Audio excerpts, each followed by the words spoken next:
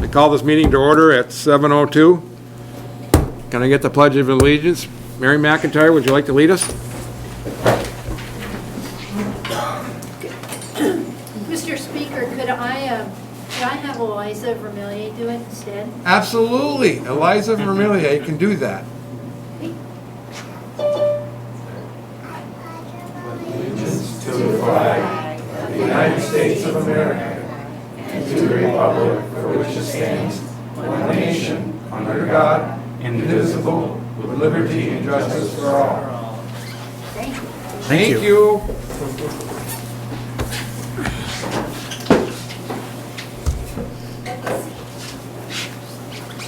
Can I get a motion to approve the agenda?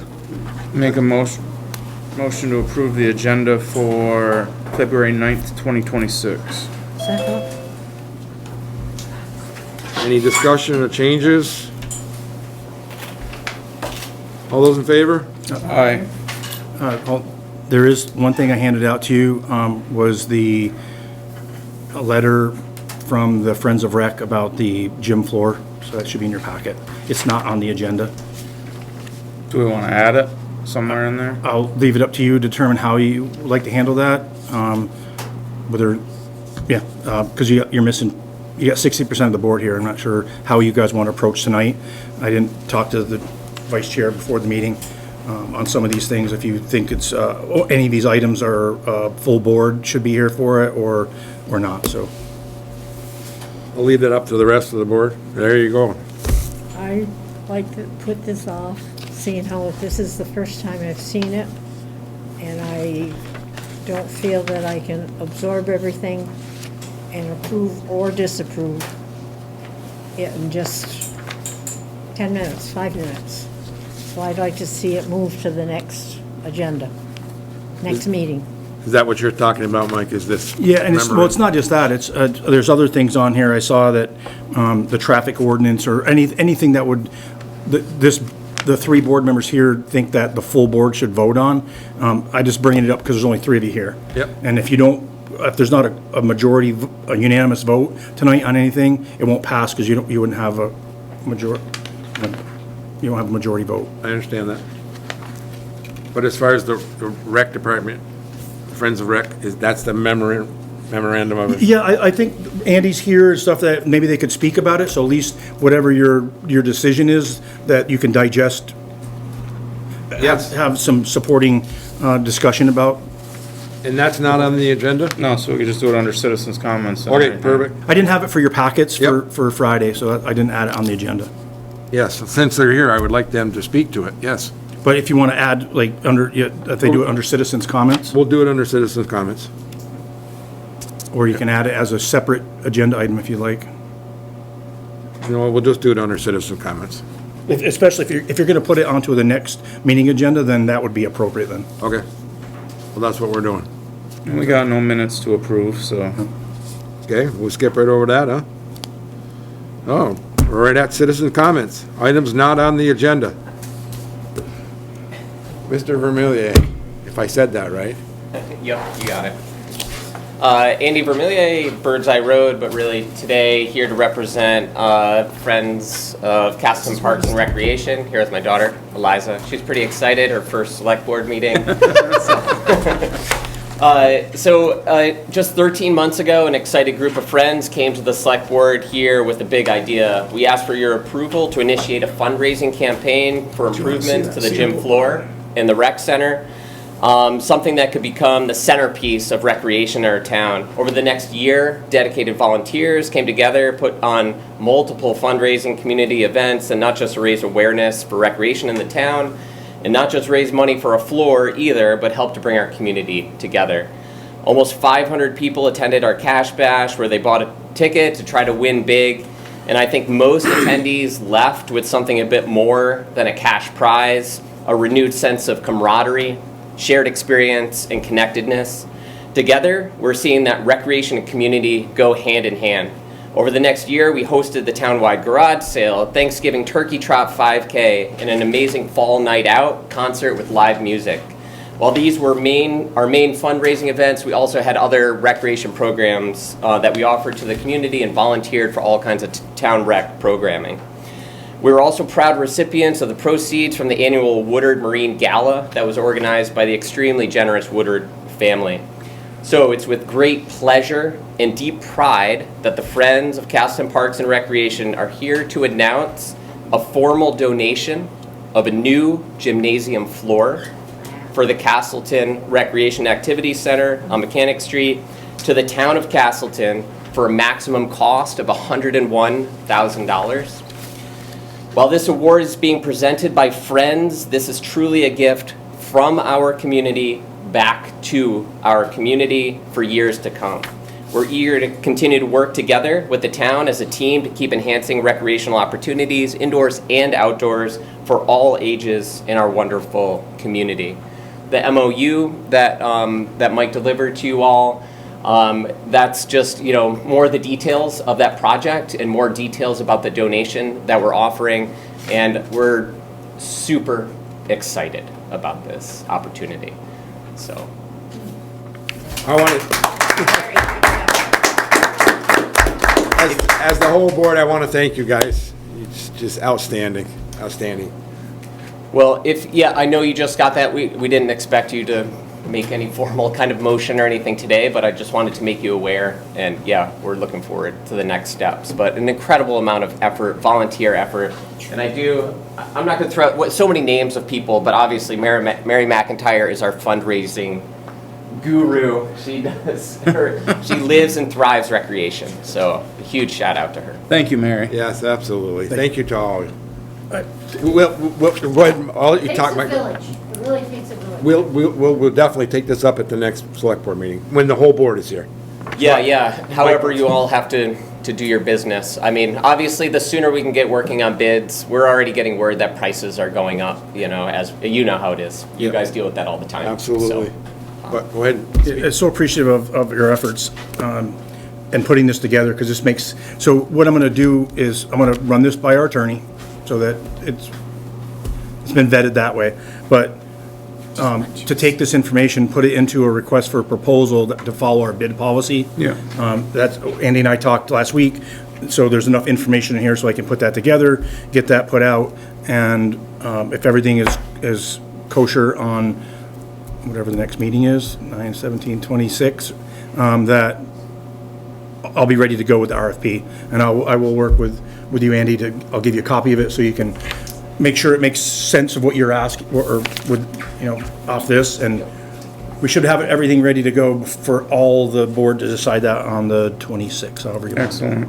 and just as a heads up, it's laid out in there, but all the finances would go through us, but the whole bid process and selection would go through the town. So we use your policies and all that to have Okay. a competitive, open, public bid.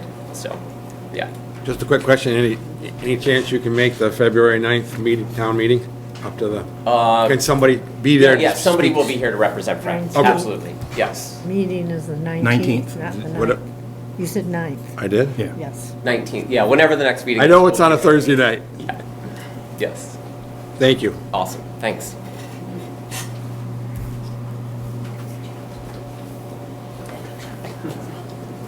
We have any other citizens' comments? Items not on the agenda? Anybody on Zoom? I gotta keep that separate. Yeah, if I could just ask quickly, it's Brad Turner. Question for West Crystal Haven, storm drainage. Mike and Russ, we're going to be working on a bid. I wanted to check on the status of that. And then also with the pipe that goes down into the lake, I think it was said that there needed to be an assessment done by the town of the quality or what that pipe condition was. I was wondering if that had taken place before we got all the snow. That'd be a question for you, Mike, right? Yeah, I just wanted, Yep. so I'll address the board. I had a meeting with, Hillary Solomon from the Pulteney Meadowy Natural Resource Natural Resource Conservation District. And Stone Engineering, Brandon from Stone Engineering. And basically what the decision out of that was, if the members, the private landowners up there do not want this on their property, this treatment area, that the town still needs to move forward to do something to mitigate phosphorus and the runoff going into the lake. During that discussion, it was discussed in length about the pipe that goes underneath Mr. Kearns' property, how we would attack that problem with a catch basin or a swirl separator. A lot of things were thrown out. At the end of that, how it was left was Hillary was going to get some pricing on the swirl separators and how much phosphorus they could reduce without having those treatment areas there, which would then drive some of the cost determinations, like is it feasible for her program to pay the town, pay some money towards this if they can't get all the phosphorus out of there that the other treatment system would. It might come back that it's too small of an amount, that they won't do anything. So I did talk with Jeff Davidson, our highway foreman. We looked at 2 culverts and said we need to replace 2 culverts. They're undersized. They're probably partially clogged. That would get water to the area where it goes under the road to across to Mr. Kearns' property. I had the line cameraed, and we found the break. It doesn't look like there's any other issues with that pipe except for that one spot that's broken. So they know it was, I got it written down, it was like 131 feet or something. I have it written down because Dick Combs wanted that information, so I gave it to him. So we know where it is. We know the condition coming from both directions, that there's no other breaks or collapses in the pipe, just that one. There was debris in the pipe when they hammered it, dirt. It wasn't blocking it, but it was visible. And then the seawall, Brandon was going to get back to myself and Hillary with some ideas or costs on saw cutting that seawall. And because part of the discussion was Brandon didn't think that pipe that's going there, if we upsize the other culverts, that pipe that goes underground of Mr. Kearns is going to be adequate. So he was going to look at some costs for that work to be done in saw cutting that seawall to be able to accommodate a bigger pipe, because right now they won't accommodate a bigger pipe.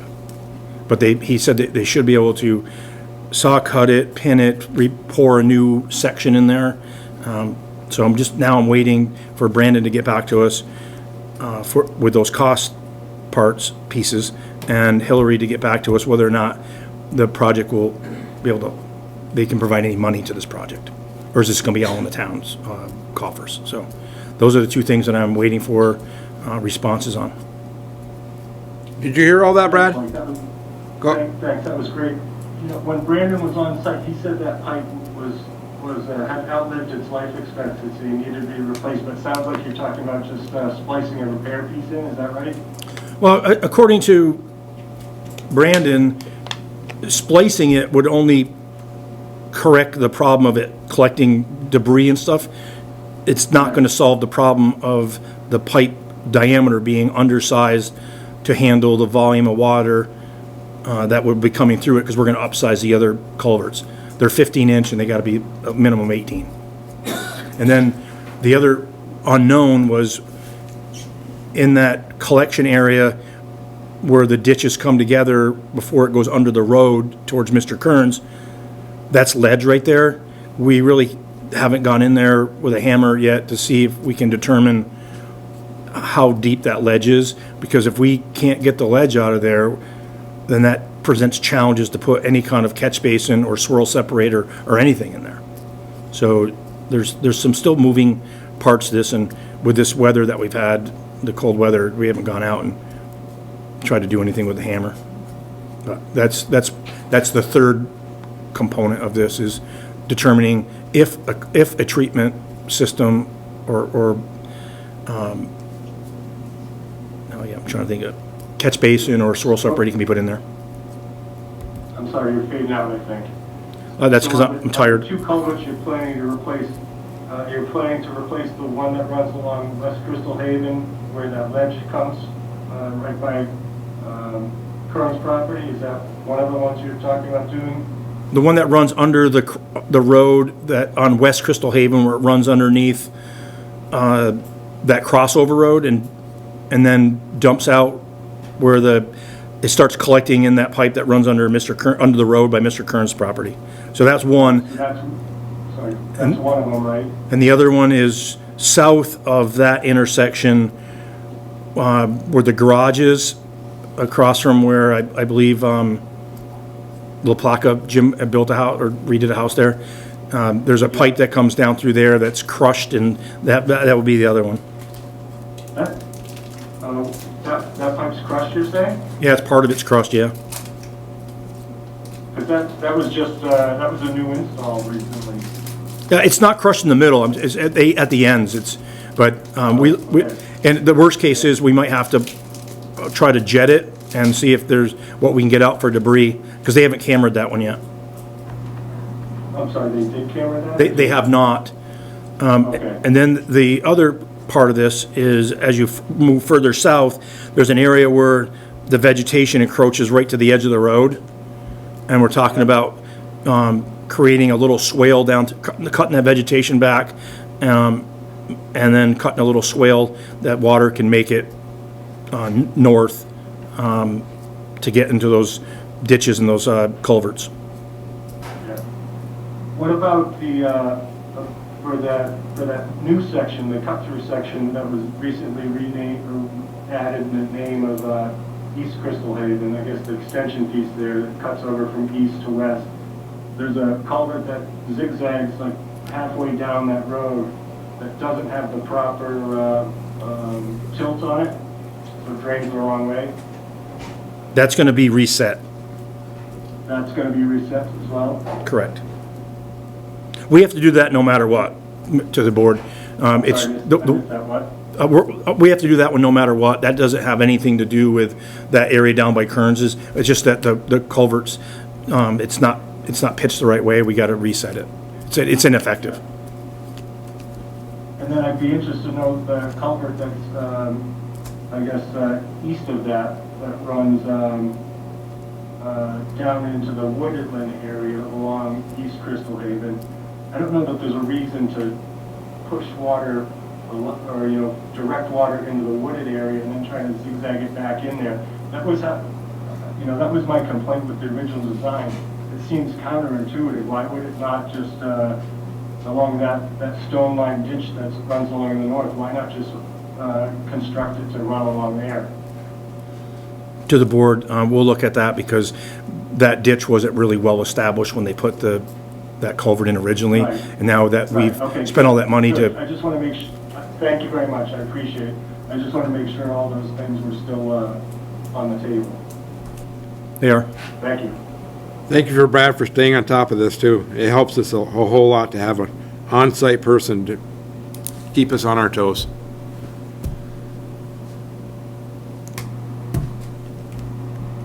Any other citizens' comments or concerns with items not on the agenda? Anybody on Zoom?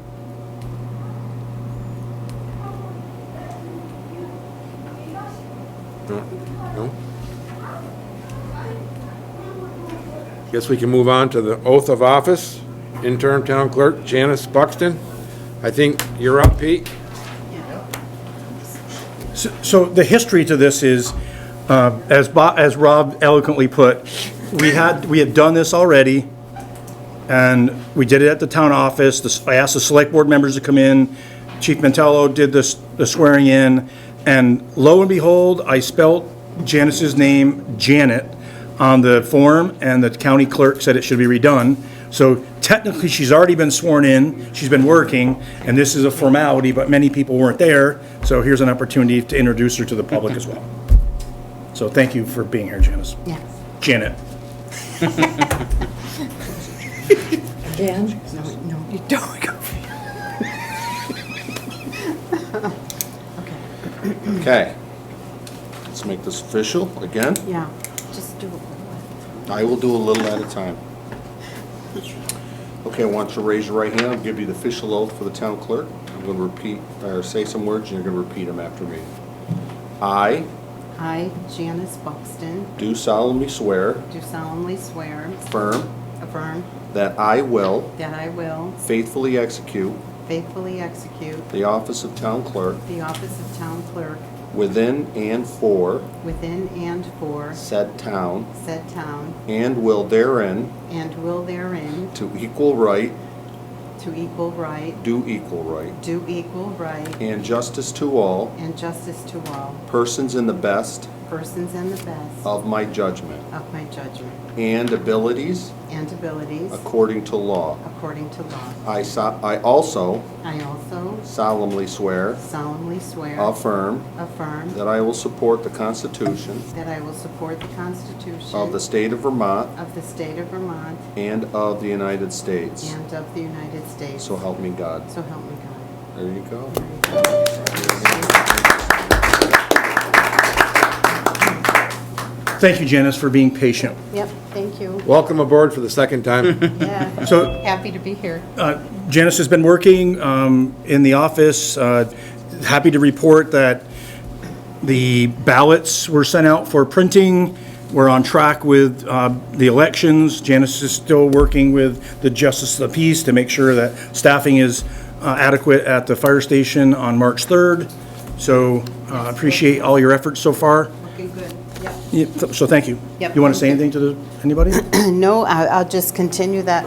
The schedule for the March 3rd is looking good, and we're awaiting the final ballots, and then the absentee ballots will go out this week.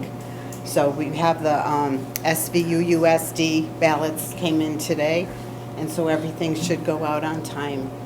So, Excellent. thank you. I want your, And the town reports were printed Sunday, so we should be getting those in the next probably 3 days. Yep, we have the school district. Okay? I want an honest opinion from you. How's things going? Good, good. Are you happy with everything? I am. I'm extremely happy. I wish I could be there full-time, but I'm still helping previous employers, so when that happens, yeah, it'll be good. But Joanne and Erica are awesome, so between the three of us, we're able to keep the full-time hours, which is good. Yep, That's a pleasure to hear. Yeah. It really is. good, good. Thank you. Yeah, thank you. Thank you. Thanks for tonight. Mike, you should move the car. Oh, we can't get out of that plow. Wasn't even close to them.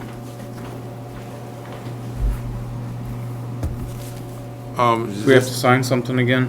Yep. That's the official sheet there? Yeah, and it says Janice this time, not Janet.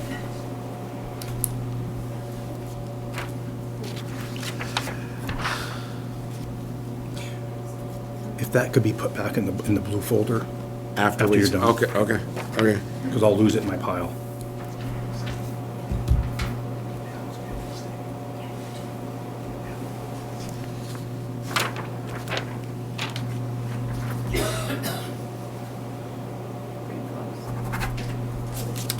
There you go, Bob. Okay, thanks, man.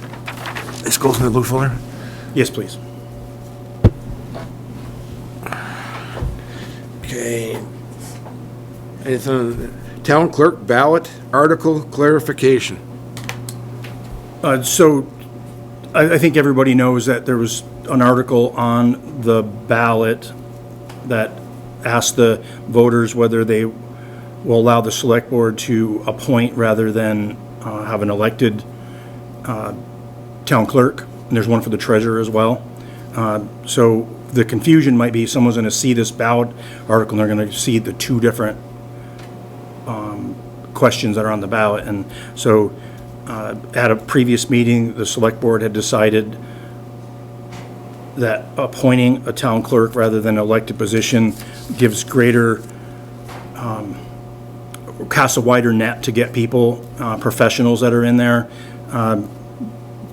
There's always a chance that somebody runs to be on a ballot for a technical position like that. They get enough signatures, they get a petition, they get on the ballot, they get enough votes, and they don't have the skills needed to go into that job and make it successful, because that serves everybody in this town and those outside of this town. They're doing research. So it's a really critical position, and being able to hire the best qualified people was what I think the approach was to that. And I don't know if you want to speak to that, but that was why there's the two articles are on there. So what happens if the voters on March 3rd say no, they don't want to allow the select board to appoint, then Janice has a ballot, she's on the ballot, so she would run. She'd end up being the elected town clerk. If the voters say yes, they allow the select board to appoint, she would then apply for the job, and 45 days after that decision's made, the elected position goes away. So that's by statute. So that, I just want to clarify that for people that are listening or it's out there, of why there's two articles on the ballot like that. And there's only one person on the ballot for the town clerk, and that is Janice Buxton. Unless somebody does a write-in campaign, right? Correct. And that's why, because she knew going into this, that this was going on, that if she did not put her name on the ballot, then she does all this work, she's no longer working for her old employer, and somebody gets on the ballot and beats her, and the voters say, no, you can't appoint, and she would be out the opportunity to be the town clerk. So it was kind of a protection of her, for her to be on the ballot, but nobody else had submitted a petition to run for the position, so she is the only one on the ballot. But you're right, there could be a write-in campaign. Okay. You're going to be able to explain that at the town meeting too, right, on February 19th. Hopefully with less words than that, but. Get it down pat between now and then. Brevity, yeah. Yeah. Didn't you know that was on your list? Didn't you see what he gave you? That's on your list. Great. Any more discussion on that, guys? Appointment of Susan Zamecnik. How you say it? Zamecnik. Zamecnik. Susan, can you come up to the podium? Because that's the speaker right there, so if you're in the back, we really don't pick it up well. That little black thing's a speaker. To the Recreation Committee. Yes. Yes.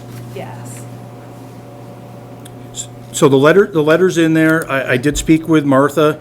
Do you go by Susan or Sue? Sue. Sue. So Sue and Martha had already spoken. I called Martha, and she's in Chile, Florida, and she was supportive of this, and Martha is on Zoom as well right now. So I felt comfortable moving it putting it on the agenda for the board to make a decision to appoint her to the Recreation Commission. Any questions from the board?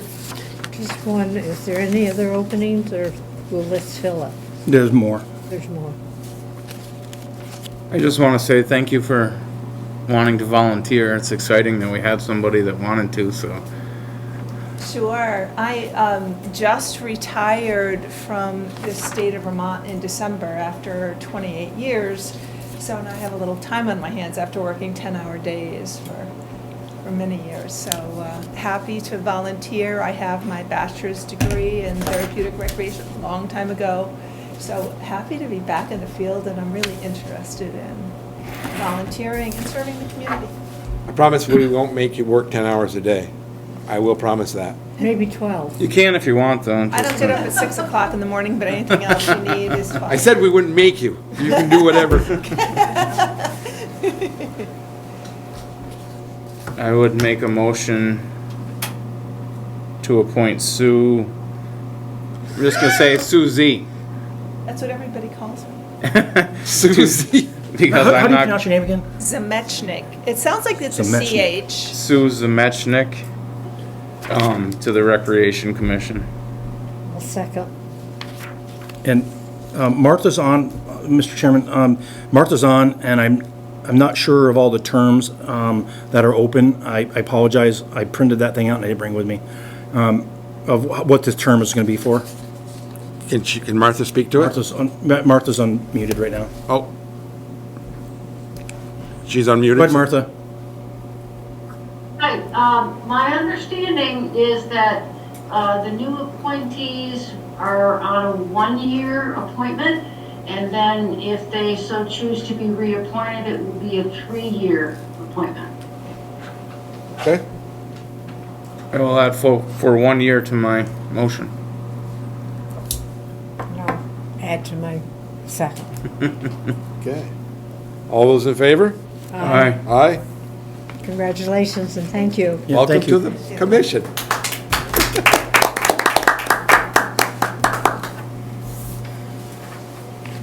Okay. Oh, boy. Highway Department update, Foreman Jeff Davidson. He's not on. So I will give the highlights and answer any questions that anybody may have. So the report for the Highway Department for the period for January to February, under equipment, we do have a single axle dump truck, number 101, 2015 single axle that's down, red tag for a coolant light, low coolant light on. There is coolant in it. A sensor was ordered, and once the sensor's here, it could have arrived today, I don't know, I didn't check on it. That our mechanic will attempt to see if that fixes the problem, and if it doesn't, we'll keep diagnosing, but hopefully it fixes the problem, and that will be off the non-mission capable list. The 2024 Chevy 6500 1-ton, it needs a computer update to recognize the plow setup. It's getting this low air flow code because the plow blocks airflow. So the dealer's been contacted. We just got to get the thing to the dealer to have it, whatever they do to recognize, update the computer codes. It's being used. It's underpowered at this point, but it's being used. It's been on the road. We've owned it now 2 years. Dump box has been on it for like couple months, and the thing has been in the barn more than it's been on the road. But it's, I guess we get to work the bugs out. That's how it works. The trackless, it's being used to plow with, even though the PTO is not operational, but they don't need it for the plowing and the sander. So that's being used. The utility trailer, it just needs the fenders ordered and new fenders put on it, but it's operational. The wood chipper still, that's going to be not fixed ever. And the Cobelco excavator is non-mission capable right now, and the board has been briefed on that. Evan's currently working on the repairs on that suspension pieces on the drive components, and he's got, I showed some photos to everybody. He's doing a really good job on it. Yep. It's not just hope, because hope's not a method, but we believe that once these repairs are made, that excavator will be good for another 5 years or so. And that, if it is, it pushes us out to the date that it's supposed to have been replaced anyway. So remain hopeful. We're back on track. I think so. Okay. And we did it all in-house, and the cost was much less than if we had to buy a used one or a new one at this point, so. Under number 3, status of grant-funded projects, the South Street trestle, it's not pending bids. I updated this, and I sent you, I think I emailed a copy out, but the select board awarded the bids to Mountain View Earthworks. That contractor was notified, and they're gonna, be ready to start that project as soon as the weather permits. And I made a note in my report to you that any permits that are required, the town is doing. So we'll make sure that we have all the stream permits and anything that's required, so that nothing holds the contractor up from beginning. When you say the weather breaks, were we talking like in March, probably? It depends on what he's doing. If he's doing excavating, we're gonna have to wait till the frost is out of the ground. But anything that can be done on that list of items that were in the bid packet, if he can, as soon as he can start it, as long as it doesn't require a permit. But the stream permit, Josh Cavahall is the one that designed the system, so we have no issues with the permit. But it's just making sure that we don't hold up the contractor from doing the work. Okay. We still have 2 grants for Moscow Road, a Grants and Aid and a Better Roads grant, and those are scheduled for this summer. Brown Farm Road culvert replacement, we applied for a grant. It's still pending, the grant award, and that was, we did a little tour on the bus and went out there. That's a big, very large culvert. We have the culvert though, right? Yeah. No, we have the culvert for South Street. I'm not sure about the one for Brown Farm. The money was appropriated for it. I just don't know if we have it Okay. yet. I knew that we had done something with it. The board appropriated ARPA funds out of that to buy the culvert. Where does that come from, Mike? Do you know? The culvert? Are you able to say? There's one place they've been getting them from out of New York, out now towards Greenwich area. Okay. Especially if they have to fabricate anything to hook them together before we get them, because we have to be able to lift them. And when those bands get put on there, we might not be able to do all the work that's with our equipment to be able to do That this. place in Greenwich has been notified, though, that we need this culvert, right? Yeah, well, they were first notified when we applied for the grant like 3 years ago, and we were turned down 2 years in a row for this grant. Okay. But eventually, bad news is going to get better as we wait, because the road was collapsing. I think the board was out there and saw some of that stuff, so we've put a Band-Aid on it for 3 years. Yep. If we get a real heavy volume flow of water, it could force our hand at that point, and we'd rather have this in our planning and plan it out rather than be an emergency all of a sudden. What I'm just asking is, the place in Greenwich has been notified that we need that culvert. Yeah. So they don't say, oh, you should have let us know 6 months ago. It's Yeah. gonna be 3 months out. But if we don't get the grant, I'm not sure Oh, okay. if we're gonna be able to do the project this summer, Okay, because we have to contract it out. okay. It's just gonna be too much for our that Cabelco, the reach on it, it's not gonna work. Yep. We talked about renting an excavator, a larger excavator, and kind of time it with the other projects that we got going on so that we get our bang for our buck. But if we don't get the funding, it might not be possible this year. Okay. The stormwater in the village, we had a meeting with V-Trans, with Hillary Solomon, and with Fuss and O'Neill. And after all of this work that's been done on this project, the people that were participating were from all different agencies around the state, and they had questions about whether or not this can be funded, because stormwater's coming off from the university, and they have their own 3-acre of impervious surface permit, and there was a lot of questions asked that caused reservation to whether or not this project can be fully funded. So they're working on those things right now with the state and the university to see if they can harmonize with them on the project. The town was going to do the digging to put the culvert in out to the treatment area and do the burying it back up and stuff. It was just our share of the project, but we're not going to do anything if the project's going to get stalled out. We're still going to move forward with installing a catch basin in front of the library.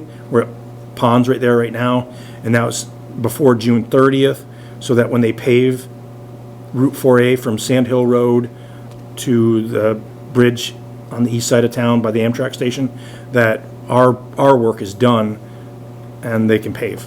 So that's a project priority for us going into the summer, is that we get that done before the paving starts. And so the contractors, it's being written into the contract proposal for the contractor, so that they know, whoever's bidding on it knows that they can't start before 1 July, because we have a project going on, unless it's in the project area that won't impact what we're doing.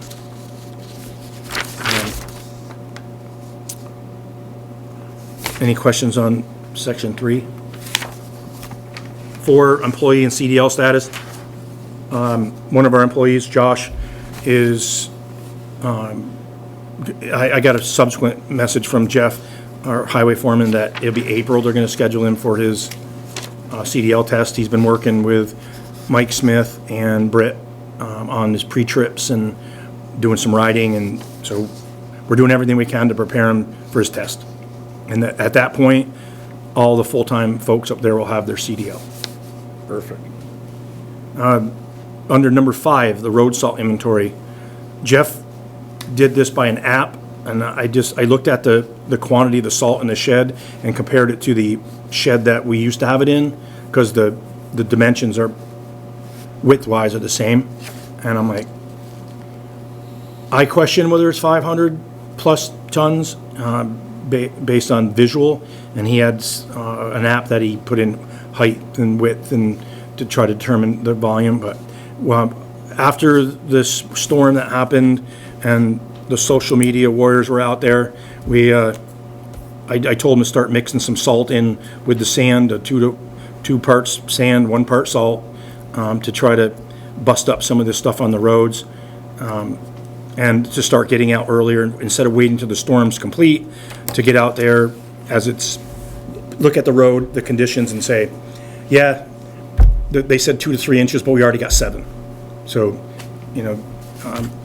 just because the forecast said 2 to 3 doesn't mean it's one of the only professions you can be totally wrong all the time and still have your job. So they're gonna work with the PD. They were doing that anyway, but he said if it gets 3 to 4 inches of snow, depending on if it's heavy snow or if it's fluffy snow, they're gonna get out there and start going. And now, this time they waited till noon because the storm was predicted to end about noon, and we got like 9 inches of snow. So Jeff apologized. He said, he doesn't live up here, he lives in Greenwich. So Makes it tough. what they have versus what we have might be different. So he said, I'll start calling the PD earlier and getting a kind of a sit rep from them. So we're still using less salt than we do. I am not a proponent of salt when it gets to these temperatures because it's not as effective. The sun helps, the tracking of it by tires help, but I think people just need to realize that it's winter, and you can't drive the same speeds that you do when it's dry. So some of it has to do with speed, some of it has to do with someone's comfort level driving. So we're trying to maintain a balance here, and not. The reason why we went through so much salt is every time there was a snowflake and someone complained, our guys were out putting down salt in the beginning of the year, and it just totally depleted what we had. So we have to, I talked to Jeff, it's sometimes all about timing, and we're going to strive to get better at it and make the conditions better. I'd like to put a thank you to Jeff. It may not have pleased everybody, but I think he did a good job in this last storm. It's been challenging with the cold weather, and when ice gets anchored to the road and salt's not really effective, we can just keep throwing salt at it, and then we plow it off, and then we're not really doing much there. So we started using more sand to give traction, and I agree that probably North Road on that hill there needed more attention than it got. They learned from that. They started going out, putting more stuff down on the corners, on intersections, areas that we know that where sun hits, because during the day when the sun hits it and it starts melting, and then it drops to 3 below and it freezes, it just creates like a skating rink. So lessons learned. We got some new people up there.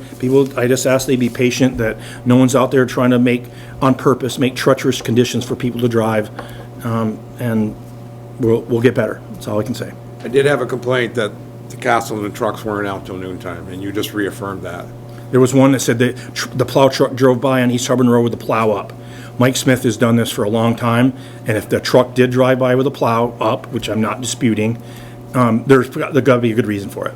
Because what happens is when they plow and they have salt on for East Harbor Road, when they do Belgo and Eaton Hill East, they got to go back and get sand to put sand down. So he could have been traveling to a point where it's already been plowed and there was no reason to drop the plow.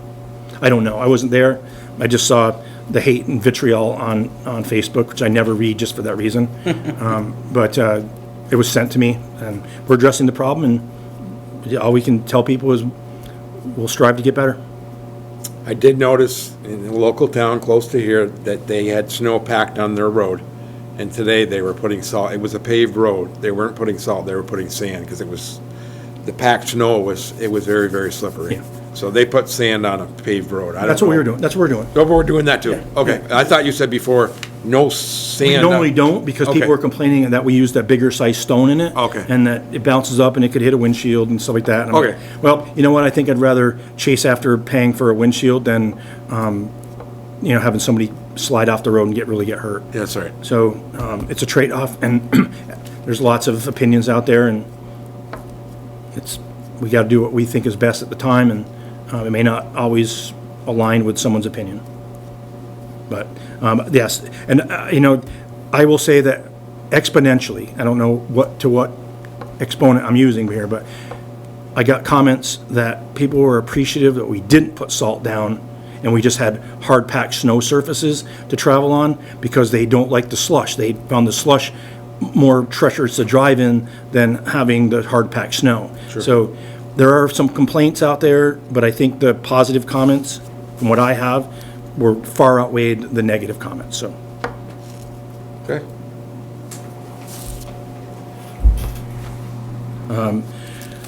Roads requiring immediate repairs. Jeff and the crew up there have been on me about Piontek Road for, I don't know, probably 6 years. It's a Class 4 road. It does need some work. It's one of those roads that has not been reclassified to a Class 3, so we don't get the money from the state that we would get if it was as a Class 3. But it does need some work. So I finally just said, I don't want the road washed out, so we got to make sure the culverts and ditching is done. So he's got an estimate of $6,000 in there.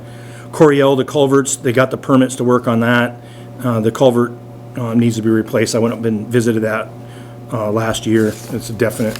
It feeds from a swamp into the lake, and it's all blocked up and plugged and crushed. And Brown Farm Road we had talked about. Just stop for a second, Mike. Go back to the Piontek Road. What has to be done to that to make it a Class 3 road so we can get some money for it? Easements from the landowners, and back when the Young family owned it and a previous town manager had work being done up there, cutting trees and something like that, without permission, the family basically said, get off my land.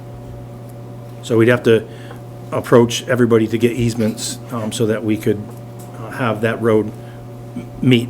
We try to get the roads to meet the state specs and the MRGP, and so we can maintain it to the municipal roads general permit standards. Because there's no sense of deviating from that, even if it's a Class 4 road, because it's the best practice. And if we're not using best practices and we're spending money and then it's not effective and we have to go back and spend more money, it doesn't make any sense. So even though it might not be a road that requires us to follow the municipal roads general permit standards, we still do. Because it just makes sense. Makes fiscal sense, and it's a preservation of the road. Okay. So that's why, that's what it was, and I think there was a change of ownership. And I'm not sure if it went from father to daughter, or if it was somebody else at this point, but there was rumor that, well, I know Ralph moved. Yeah. But, so. But we could go back and see if they give us the. We could ask, yeah, all the landowners, because it wouldn't make any sense to do part of it. Oh, no. Okay. Thank you.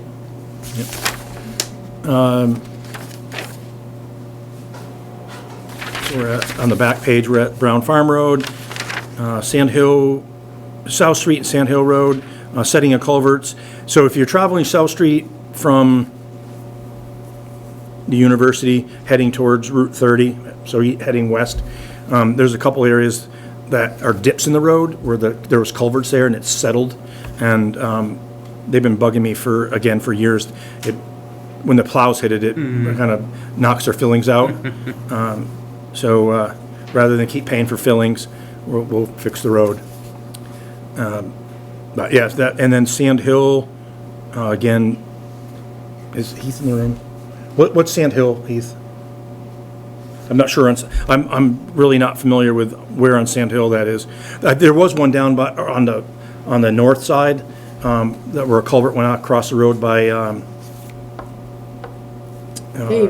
Davis's place, and I thought that was fixed, but I get, maybe not. You live it out, help them out. I did. Oh, that's the problem with by Davis. Yeah. Well, he's not sure. That one's got a ski hill fence. Okay. That must be the end then they're talking about. Crystal Haven and the road to the docks, numerous soft spots in areas that need more material and new ditches established.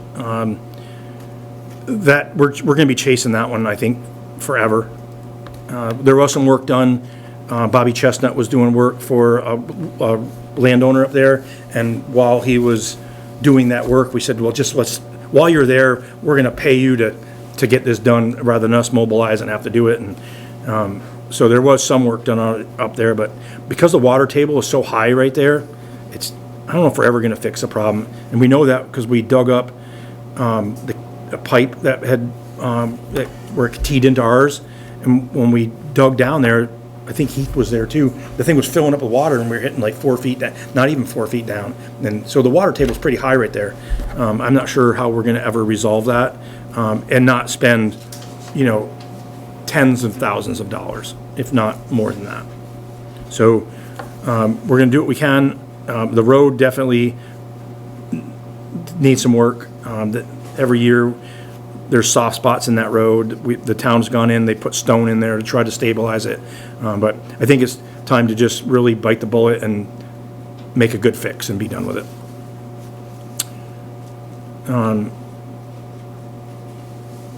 Any questions on that?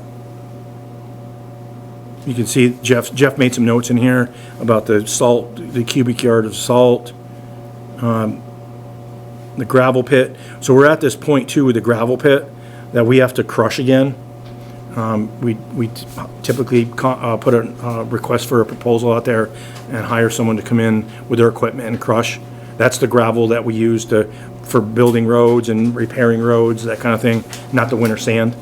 And depending on where they land towards the end of this fiscal year, at the end of June, I'm not sure if we're going to crush for 1 year or two, because we're covering exorbitant maintenance cost right now, and that has to get covered by something. And whether I didn't want to steal it from paving, because we can't fall behind on paving. So it's like, where do we rob Peter to pay Paul to make sure that we can still function, but the sand pile will be a little smaller than normal, and then we'll have to address it the following year. But we're not to that point yet. Again, the sky's not falling at this point, but if we continue on the glide path that we're on with repairs and maintenance of equipment, who knows where we'll land. The 2026 Highway Safety Improvement Program grant was submitted successfully, and that's to put the guardrails on that section of West Castleton that's south of Coryell, and the S curves that are there. They're those old wooden ones with cable, and we've been kicking the can down the road for years on that, but that's like a 40 foot drop off there, and cars have gone into the lake, into Glen Lake right there. So we applied for a grant that will reestablish guardrails there.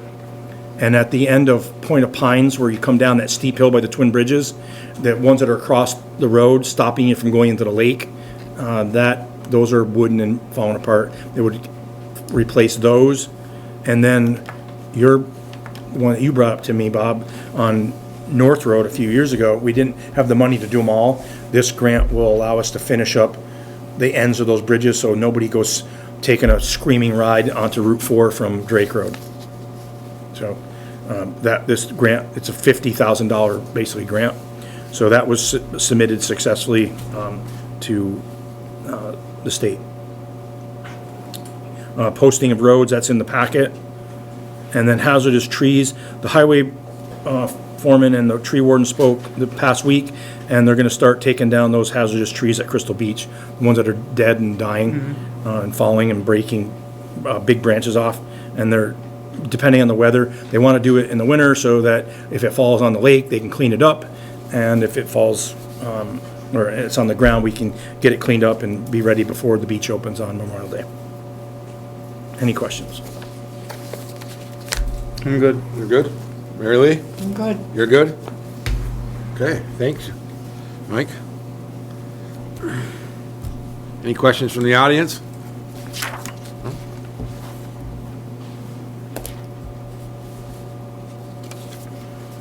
Town road and bridge standards, new form used in 2026.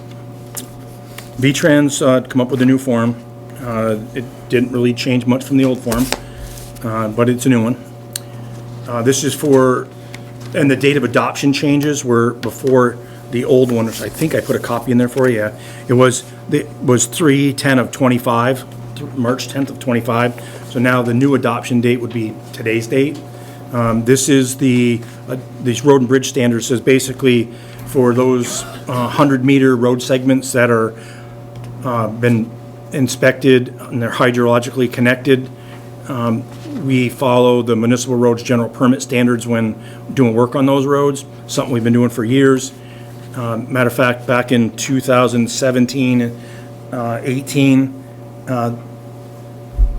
Heath Goyette worked with Susan Schreibman as a contractor, and they went around to all of those 100-meter segments and did evaluation. It's the culverts, the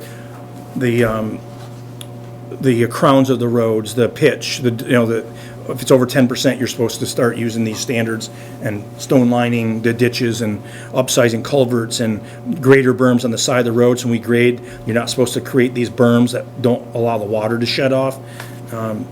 So all that stuff was done. It was paid for by a grant, and now we just had Rutland Regional Planning Commission. They hired a contractor and they went out there and did this again. We found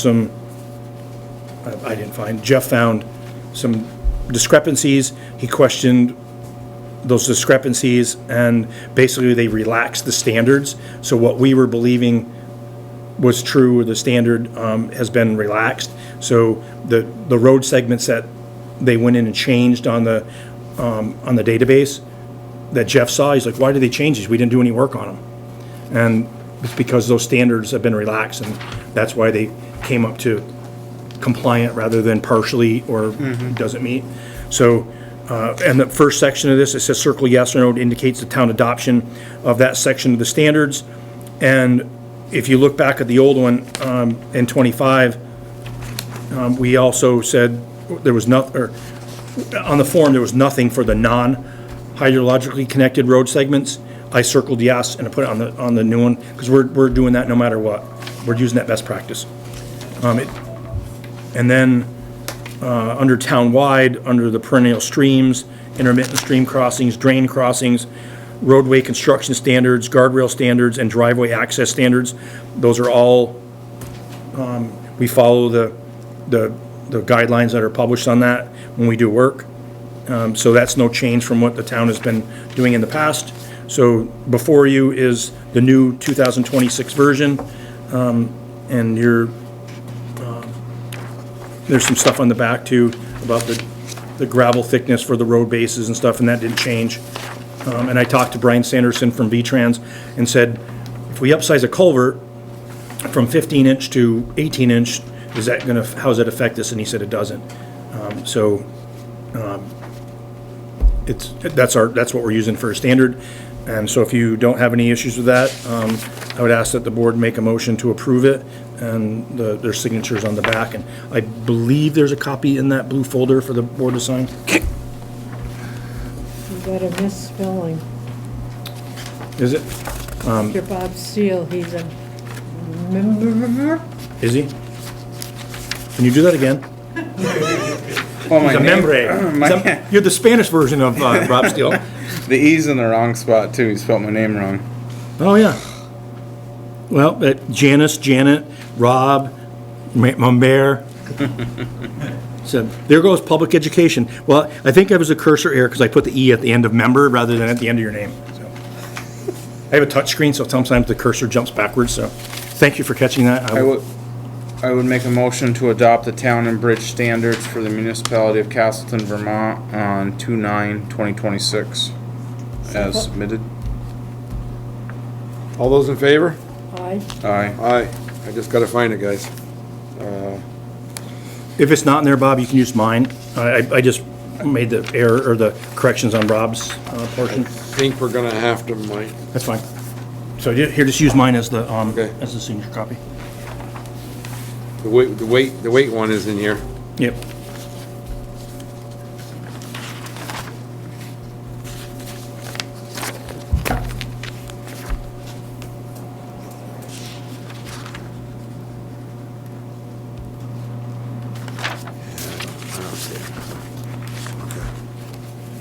Where did you sign it? Over here? Right here? Okay. Did I spell your name wrong too? After you just got back from Honduras, or you're El Toro now, so. I'm looking. No, it's. Finally it's find your name I for you? got my name. I just wanted to see if it was spelled right.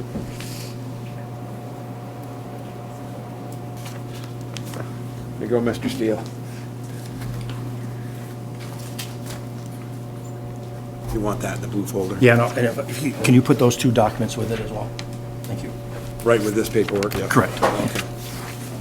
All right. Wow. Okay. Did you vote on it? Did I call the vote? I think I did, didn't Aye. Aye. I? Aye. Just in case. Thank you, Mr. Town Manager. I think you didn't know, but. I think I did. Okay, so we're all set with that. Annual posting of seasonal weight limits, posting of roads or roads. It should be of roads, right? Posting of roads? Where's that at? On the agenda? Yes. Yeah. It's posting of roads. You're going back to spelling class or Yeah. grammar class or It was like whatever. midnight when I was doing this, so. No excuse, Mr. Town. No, I'm not using it as an excuse, I'm just Okay. using, that's the reality of it. Okay. Is this the same as every year, Mike? It is. The dates sometimes change. This is one day different than it was last year. And so we have to make this posting out there, and it's not official till they actually go out and put the signs up anyway. So what do you need us to do? Just tell you to go ahead and do it? Yeah, just, official, posting of the roads effective 20 February through 15 May. Would make a motion to officially post the roads from February 20th, 2026 to May 15th, 2026. I'll second. All those in favor? Aye. Aye.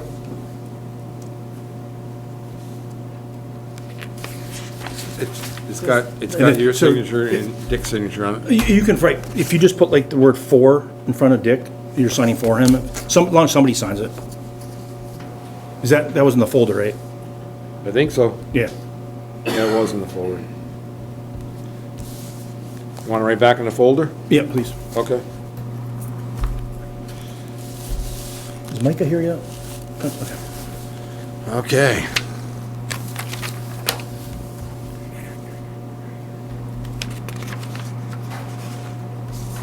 Recreation Department update, rec coordinator / facilitator, Micah Barshay.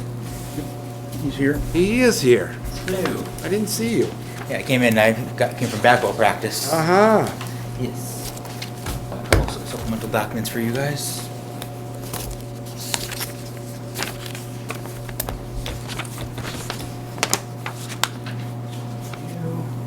So based on what the board asked, and Bob, I think you in particular, looking for some financial information too, so Mike had worked with the accountant and staff to be able to pull together some information for you. Are these one for Mary Lee too? No, those are, I'll get her separately. And I'll explain what these, the Okay. difference on these is when we get there. So that's gonna be, here's, there you go. Thank you. You got it? Mike, do you want a copy as well? Yeah, please. Here, come around and get it.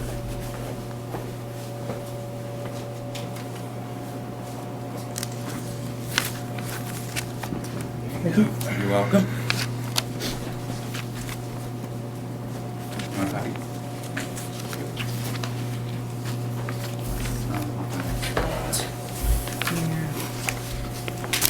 All right, just, so we'll jump into the budget in a second, but just to explain the two different pieces of paper you have in front of you. In there is the detailed budgets for the last 3 years.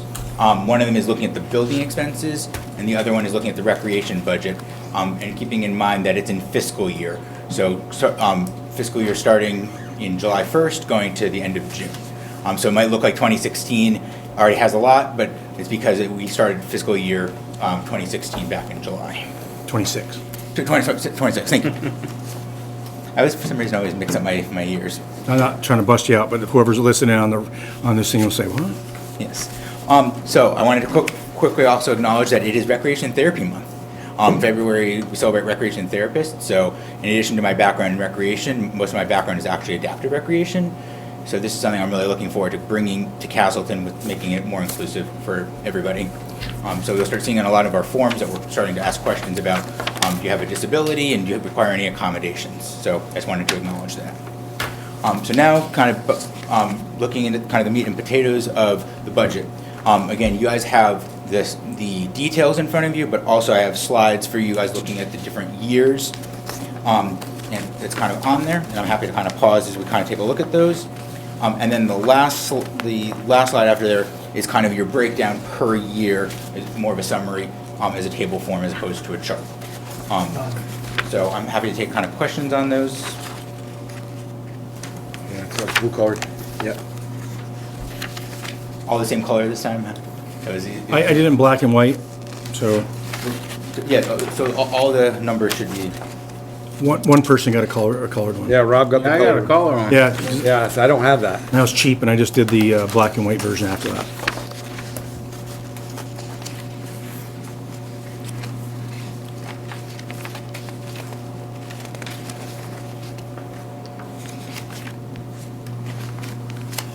So, if I may, Mr. Chairman, Absolutely. I think what I'm picking up out of this is I'm not sure what page here.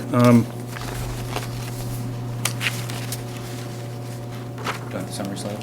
Income, so expenditures and income is on, oh God, I don't even know what pages. 1, 2, the back of page 3. Back of page 3. Incomes as of February 2nd, 2026. Next page, so income's on the front part, and then the expenditures and the income as of February 2nd on the back page. And then at the bottom of that page, it says recreation and activity center building expenses as of February 2nd, 2026. Got it. Yep. So you look at some takeaways here. So far, halfway through the year, expenditures are $133,700, and income as of February 2nd is $80,588 as compared to the previous years, so that's a trend up. It was $68,000 in '23, then $85,000, then $71,000, and so far, 7 months through the fiscal year, it's up to $80,000. I guess that's a good, We're moving forward. yeah, it's a good trend moving upward. So you're gonna probably surpass the 85 in 2024, Yeah, do you assume? What's that? You'll surpass the 2024 yeah, income. we'll assume so. I mean, we're $5,000 short right now. Yeah.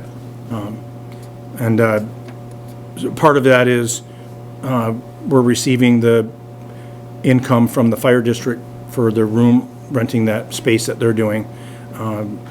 But that's $800 a month. And we have additional programs going on. We did raise the pickleball rate starting for beginning of the calendar year. So we'll see. It's going to be interesting to see how the income also kind of adjusts with some of our expenses, because we will have more program expenses, but we'll be building more income at the same time. It's kind of my goal to try to keep those balanced.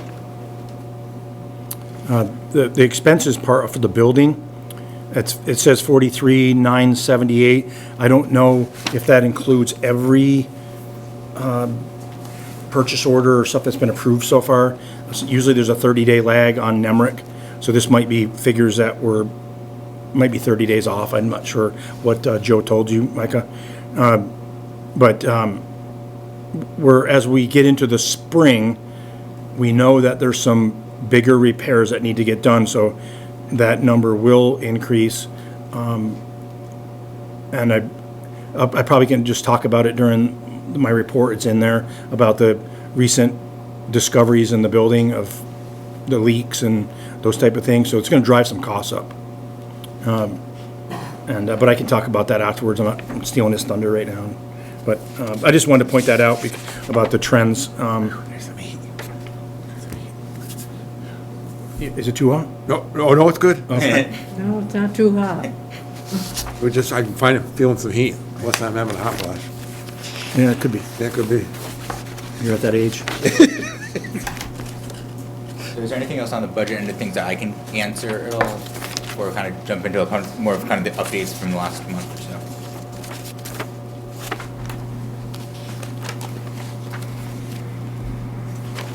I really appreciate what you did, Micah. It really means a lot. It brings things more into focus.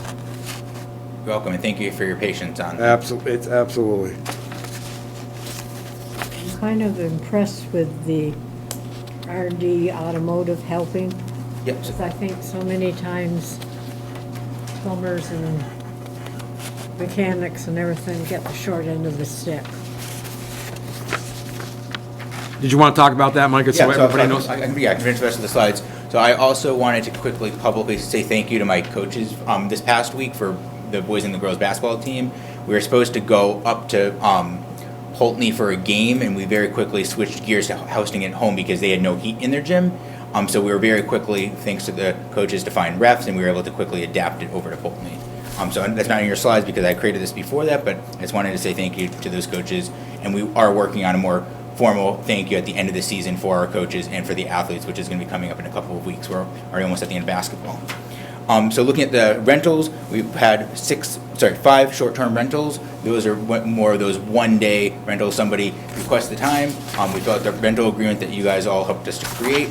And then we send that to them digitally. They sign it. Once they receive the money back, we put that on the calendar, which I'll talk more about when it comes to our registration software for another day. But that goes onto my calendar. So we've got 5 of those. As I mentioned just now with the registration software, I'm not going to go into too much depth on that, but we are kind of at the final stage that I have shown town staff. I've shown the commission a little bit, and we're waiting to show you guys kind of what we're looking at for that registration software. But I'm not going to publicly announce who we're looking at until that has been finalized with everybody. Next slide here. Let's see. So we do have that class with R&D Automotive. I think R&D is really excited to be putting that on, and we already have something like 14 people signed up for it. A lot of people are asking questions of like, if my 13-year-old child's interested, is that okay? I'm like, yep, that's fine. We just don't want young kids because they are taking them into the shop. So if we have kids that are going to be really young and not going to be able to focus, we have a little bit more of the hesitation. But they're really excited about it, and I'm excited to be working with them on that. In addition, we're working on Marty Alexander is putting on another program. She's doing a gift basket program, and there's some information about that program there if anybody's interested in that. Summer 2016. This has kind of been what I've been working on a lot. I have done interviews with potential directors, and they're just waiting to meet with Mike. But we are very excited about those candidates. Planning is still on its way for the traditional camp, and then we're also going to move forward with that STEM camp. And I'm in the process of putting the final details of trying to do an open house expo here at the center, having tables in the gym for anybody who is going to run a summer program to come and meet and greet with staff and get those questions answered, and then have the library here be a space that people can come and register in person. If there's any HAGUP issues, we're here, but right here to be able to solve those problems. So I'm looking at doing that potentially on the first Saturday of March. So kind of a March into summer kind of program. And that is kind of it. Again, basketball has been kind of continue to go strong. Pickleball is going on strong, and we're really looking forward to a spring of softball and trying to get some more programs going. And then the summer is going to be a great one. I'm excited for it. I had a question. It's in regards to the key situation in the front door. Do multiple people have keys, or does somebody come first thing in the morning and open up the building and then?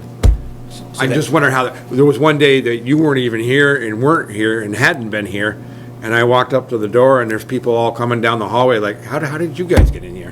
Just curious. That is a really good question. The process right now, it gets complicated because my hours are all over the place, that these next 3 days I'm working late and then some days I'm cutting back. But we have Danielle Rogers that's opening for Walking Club, and then our pickleball community has key cards, and then a couple of other people also have it. One of the discussions I want to have with, I guess, with you guys, with the select board is, we know that volunteers have been challenging to be able to figure out the times to be able to keep regular hours. So we also are looking at doing part-time staff, but then part-time staff are looking at costing more. So kind of balancing volunteers versus part-time staff versus me working additional hours, which I think we all want to try to avoid as much as possible. So the hours are kind of unpredictable, and it's really program specific. So Micah's a 40-hour work week, and so he flexes his hours around based on what's going on. And he approached me about volunteers helping out with like the walking in the morning, and they want to be here at 8 o'clock in the morning. Some days he's not here at 8 o'clock. If they don't have a lead that wants to have a background check done, get a key issued to open it up, then the only time that they get in here is if somebody from pickleball is already here or something else is going on. They're supposed to sign in. And when we talked about it, I said, I have a real hard time trying to fund a position to show up at 8 o'clock in the morning for walkers. It's not a paid program, and they're here, basically they sign in and they walk. And we should have somebody here when somebody's in the building that's like a lead. In case something happens to someone, something happens to the building, those type of things. And so we're trying to work through that, because getting the volunteers might be more challenging than if we paid someone to do it, but we really aren't making much right now. So we looked at the current budget and said, what can we make work?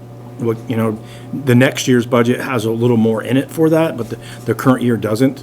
So we're trying to be creative, and Micah's going to reach back out to the Friends of Rec and talk to them about some volunteers and see what we can do. So I'm letting him do his thing and do those coordination pieces and stuff, but I want to support him so that we can get the most use out of the building as we can. But there's some times that he's not going to be able to be here, and it's starting to happen more right now because of basketball.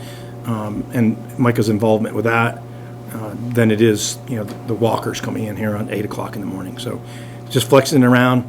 Our budget does not support him doing a lot of overtime, so that's why I'm holding him to the 40 hours unless it's an emergency. Sure. Is there any reason, is it the same walkers every?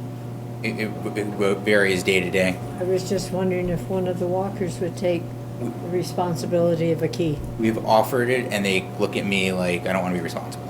Okay. And it's tough. In the past, that was happened too. I do want to also say thank you to Mary McIntyre. She has done open gym for me on Sundays, and I've been able to take that day off. She only contacts me if there's something that's important that she needs answers to right away. But besides that, Sundays has been self-sufficient thanks to Mary and being able to open gym for the kids for 18 and under. And she's behind you, so thank you, Mary. Thank you, Mary. But that is kind of an ongoing discussion that I'm trying to figure out, is how can we be able to work with what the community is requesting with having walking and open gym, while also making sure that we're staffing it properly and what we need to do to keep ourselves safe. Work in progress.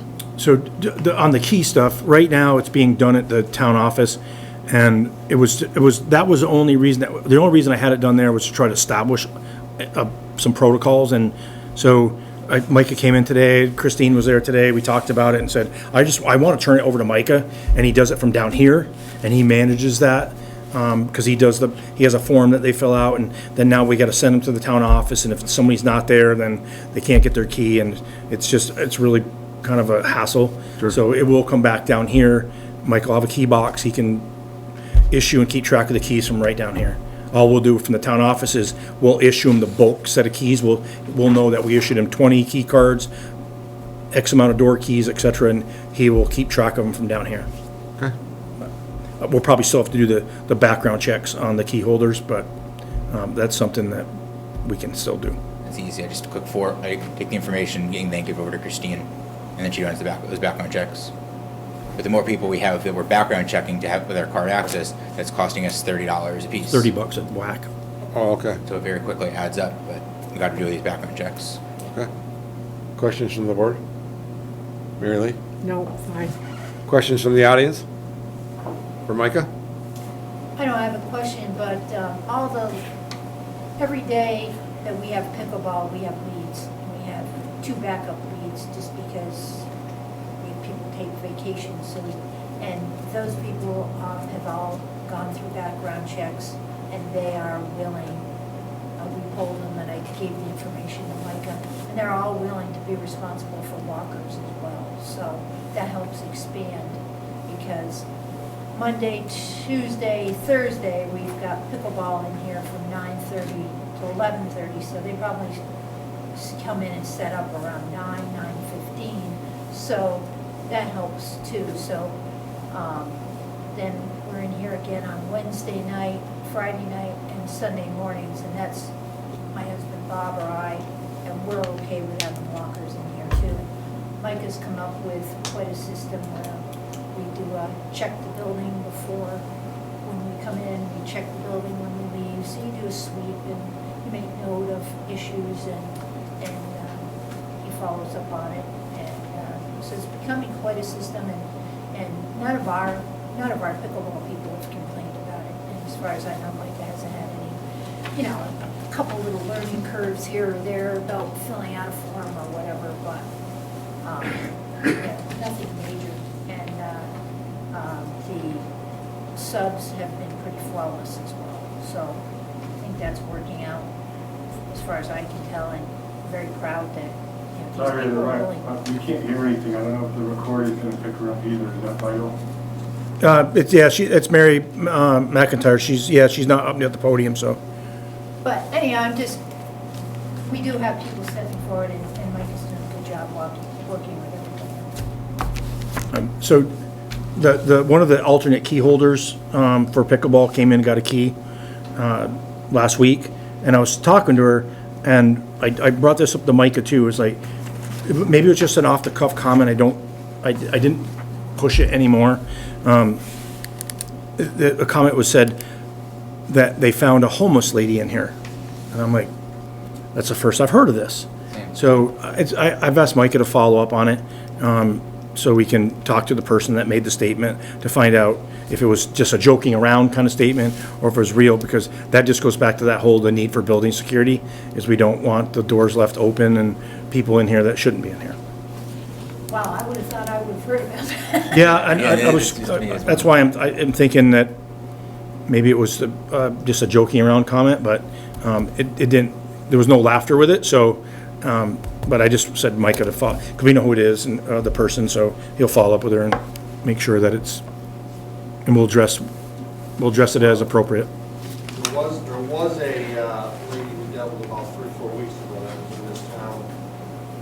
She was a transient. She was found all over the place. No report that she was in the building. I mean, she could have come in if the door was open during the day and come in and sat in a room somewhere. I don't know. I don't know. It's just hearsay at this point, but that's the reason why we want to have the control of who's in and out of here. That's all. The best that we can. But if that's the case, then it worked,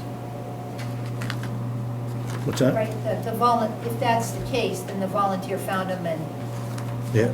They must have moved them out, because I don't know. Until we find it more out, it's just, I just found it odd that if it was true, oh my God, because I didn't hear about it at all, so. Sure. And we do have incident reports that they can fill out to report that kind of stuff, so we're aware of it, that as well. So it's all tracked. Micah, is there any progress on the back doors that have a serious draft? Yeah, I need to chat with Mickey McCure again and see where they're at with We that. talked about it today. Mickey came in and looked at it, and he said, yes, the bottom latch isn't as secure as it could be, but he reamed on the out, because I was talking to him on the phone. I said, pull hard on the outside of the door, see if it pops open. He said, I'm pulling out and jerking on the door, and it's not coming open. So, but I saw Micah today, and I saw the blue tarp or whatever that's down there, and I said, follow up with Mickey to make sure that he's addressed this. Okay. He knows about the serious draft coming through? Yeah. Okay, okay. It's probably, I don't know what he can do. I'd leave that to him to tell us what a good solution is, whether it's a door sweep or what it might be. That was what I also heard, is Mr. Coombs said that it would take care of it with a serious door sweep, yeah. We had to do it at the PD, and they're not always effective. Oh, okay. Depends, like when it's snotty weather, freezing, the one at the town office right now gets all iced up, and then it won't close. The door, you gotta bust all the stuff off the bottom of the sweep, so. Okay. All right. Did I ask any questions from the audience? Nobody has any more? Anybody on Zoom have a question for the select board regarding the rec update?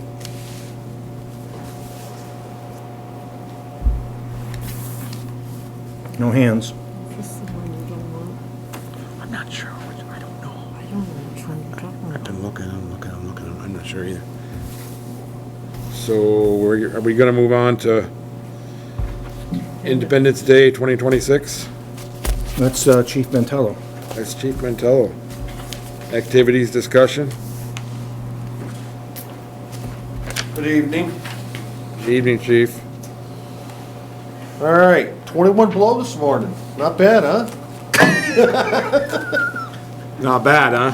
Yeah, Hey, it's Vermont, come on, Suck it up, right? that's suck right. it up. So we had some good progress. We've been tossing this around because it's the 250th year of the United States birthday this year. So I reached out to Lori Phillips. Lori that handles all the events at the university. And we have a date set, July 3rd, 2026. It's going to be in the stadium. The fireworks are going to go off near the north pond behind the fields. They have Satin and Steel band starts at 1900 hours. They're going to have a 50-50 raffle by their staff. And then at 2100, the fireworks will be ready, depending on darkness. Maybe go to 45 minutes. Maybe they don't start till quarter after. That's kind of the window. So I'm actually pretty excited about this. We are responsible for cleaning up the fireworks area. Mike and I talked extensively, because the cost has doubled this year in the fireworks, how we can make up some money. And I talked to Lori about it, and the gate cost, having a gate cost would be time intensive and doesn't think it's going to work as well, because it's not like they're going to, it's different, the way she explained it. So, which means there has to be staff there. You got to have some type of ticket system or some kind of thing like that. So we talked and said, what about if we do a coin drop on South Street, right into the parking areas? Something to throw out for that piece. Coin drops can make anywhere from, I don't know, $500 to $1,000. Well, the fire department ones are even more lucrative than that, so. Well, I don't know. The question that we talked about, Pete and I were talking about, was whatever we do, you're gonna get traffic backed up on South Street if you're stopping people to stop and pay. So it's just, I think where it happens is gonna be. The parking lots, like when they come in. Like, we gotta get them off the road and then they can continue their, because we don't want traffic backed up onto Main Street. But there's gotta, and the other thing that Pete and I talked about too is Fairhaven's not doing anything. Pulteney is up in the air right now because the dates they thought they had, they don't. So Rutland City's the only one. Rutland City's on the 4th. And so last year, the beach was super saturated up there. And that's why the venue change was recommended. But now the town of Castleton residents paid for this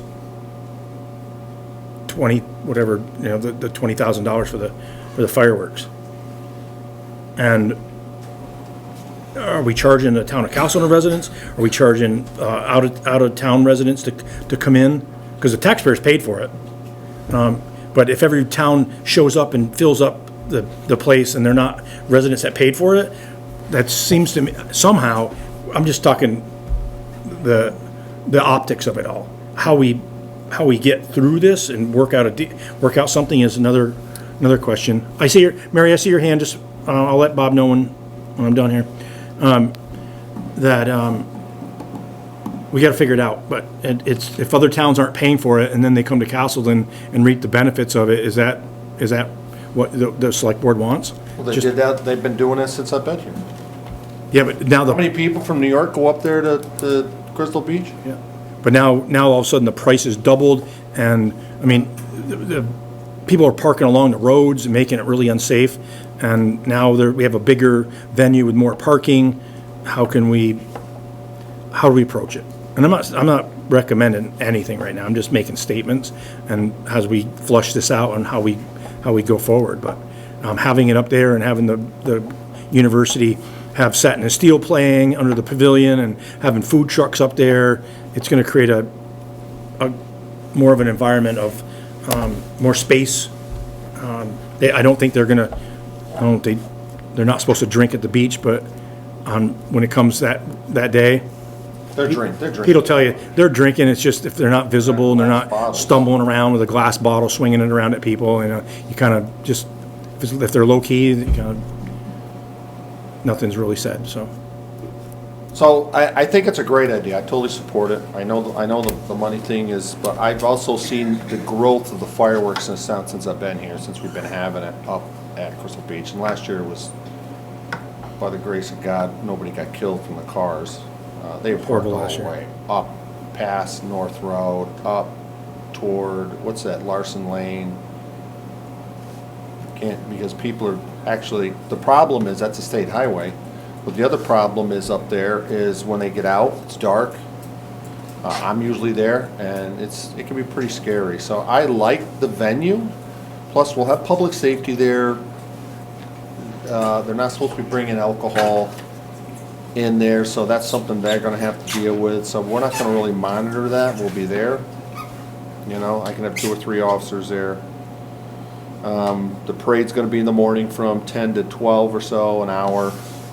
That's going to go on Main Street, unless Mike and I talked, unless you go to some of these towns, these select boards said, hey, kick in a couple grand. Hubbardton, even Polteny doesn't have it. The LBA probably won't, because it's not in the lake, so. You're not going to get everybody. That's the thing. At least Rutland's having theirs. They'll have a big one down at the fairgrounds.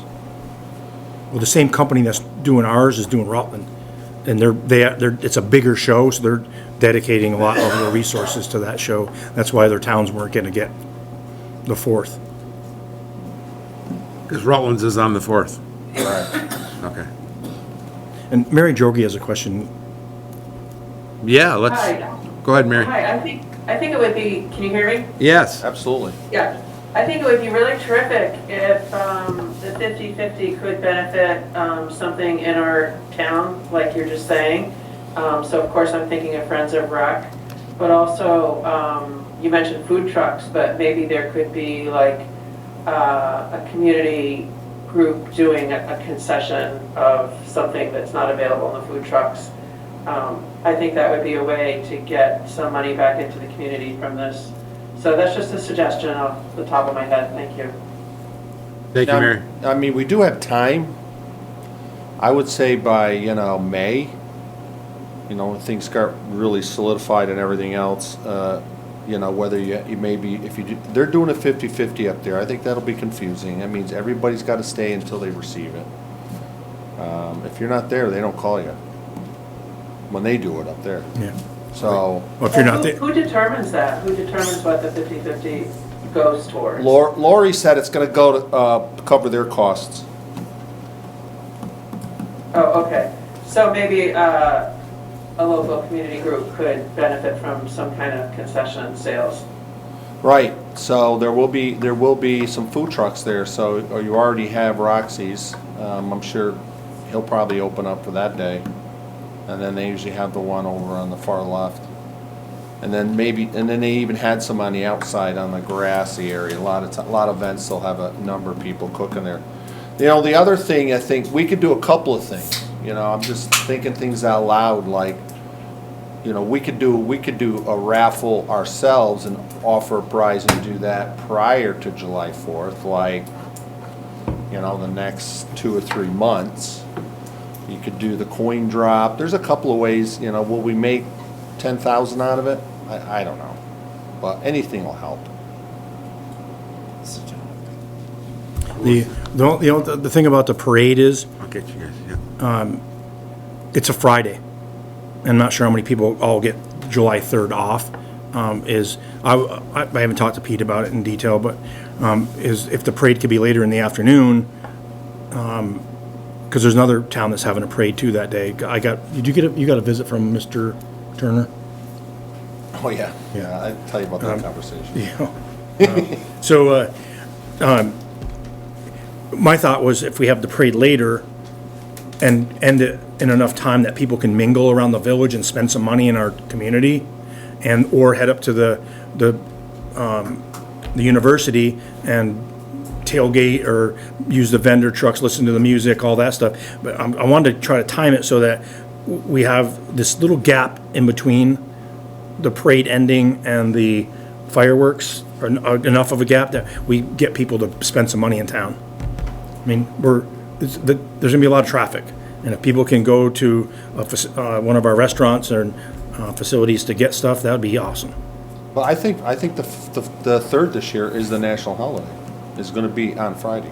No, So, I've heard that. is it up in the air when you're gonna have the parade? Are you gonna- Pete's working. Nancy Trudeau has volunteered to help with the parade again, so I let them. They work out the details. So we usually do it at 10. Yeah, but you're proposing to have it in the afternoon. I'm just worried about people not showing up for the parade because they've got other, work or whatever it is, and shortchange the parade. But my goal is always to get people to spend money in town. Sure. So it helps our businesses. There's 2 things I think about: the weather, the heat. That is July 3rd. That's usually when it's hot.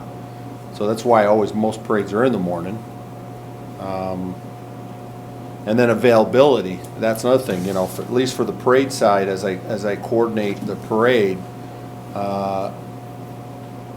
which has got to happen within the next couple months. There's a lot of people that have other things they're doing on. Their schedules changes, so.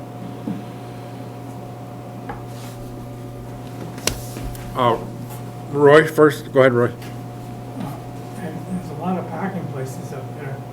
Have you thought about charging for the parking place? Because there's 3 or 4 people in the cars, so it wouldn't be like Yeah. charging everybody individually.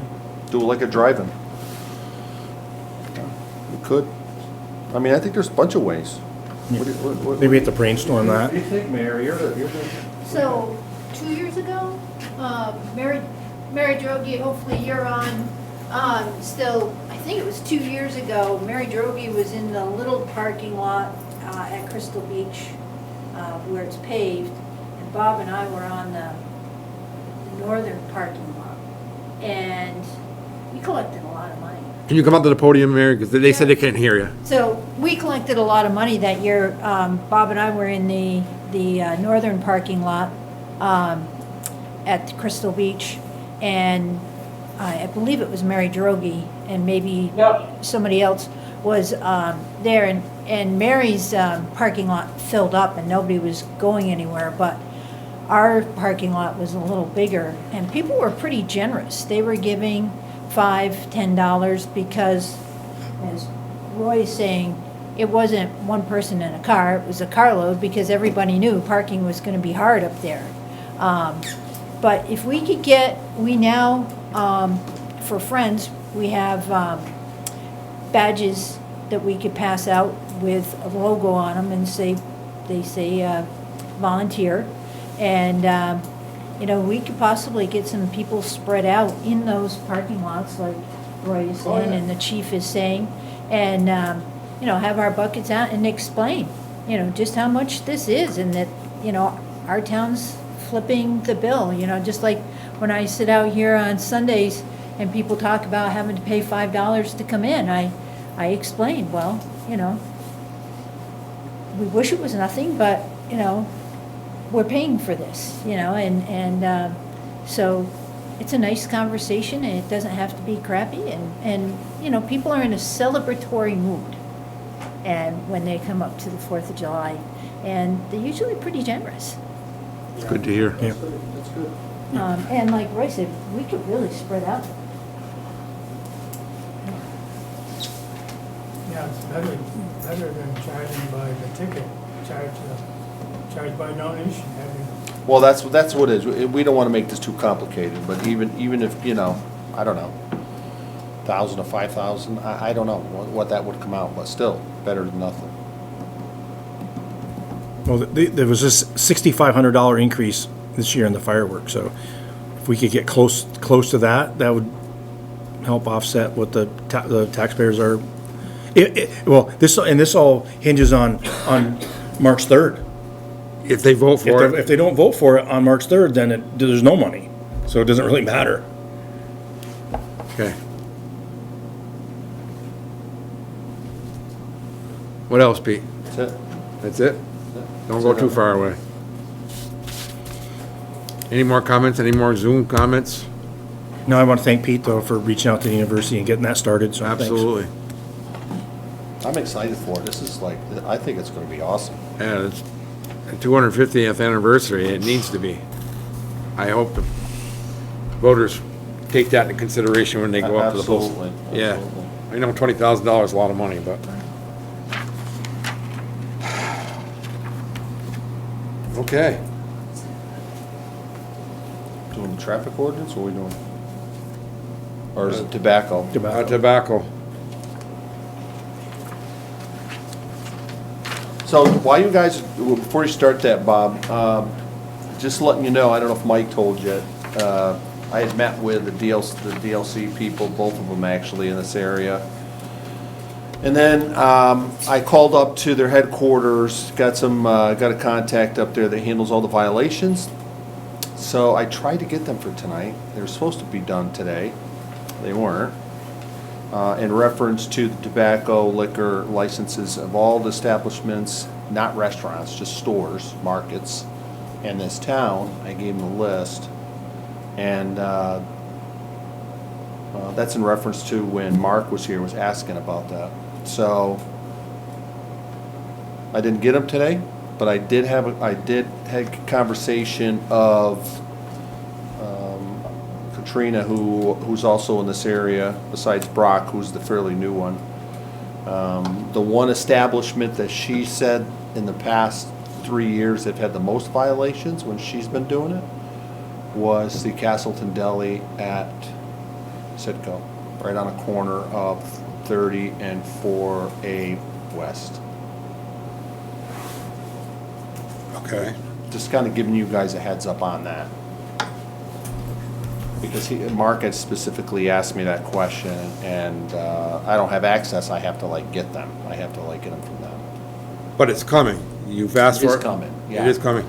So the other thing too is you don't realize, you don't, as a board, you have the authority to grant it or not, regardless. So, just kind of letting you guys know. There was a question at the last meeting about that store and the pipes that are being sold, and I think that you got an answer on that too, right? No, it was the same answer. They can sell pipes because you can use them for anything. What they're intended for is one thing, and what they use them for could be another, and they operate on what it was intended for. Plus a lot of people that smoke crack today, they use cans, they use foil, they use anything. Nobody goes buys pipes that are the addiction people. They make up their own.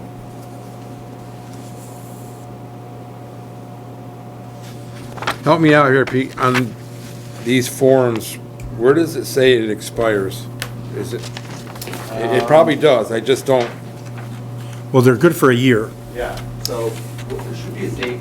Just Should be a period. Let me see. help me out. I don't know There's so much information on there. Okay, so these are, see all these right here? This is is this the Green Mountain one? I think so. So it's listing, it's listing the locations and also if there was any offenses in other stores they own. You see how they mentioned New Hampshire and stuff? Yeah. So they printed those out. Oh, pretty wild. I didn't see that. When did you guys get these? That's what they show up now. All of them have. Oh, well, maybe that's what they're doing now. Maybe that's in reference to what I was asking about. Katrina said that they don't show all the violations. So this shows violations of different stores that they own? This company owns a bunch of them. New Hampshire, Massachusetts, Attleboro, 2 of them.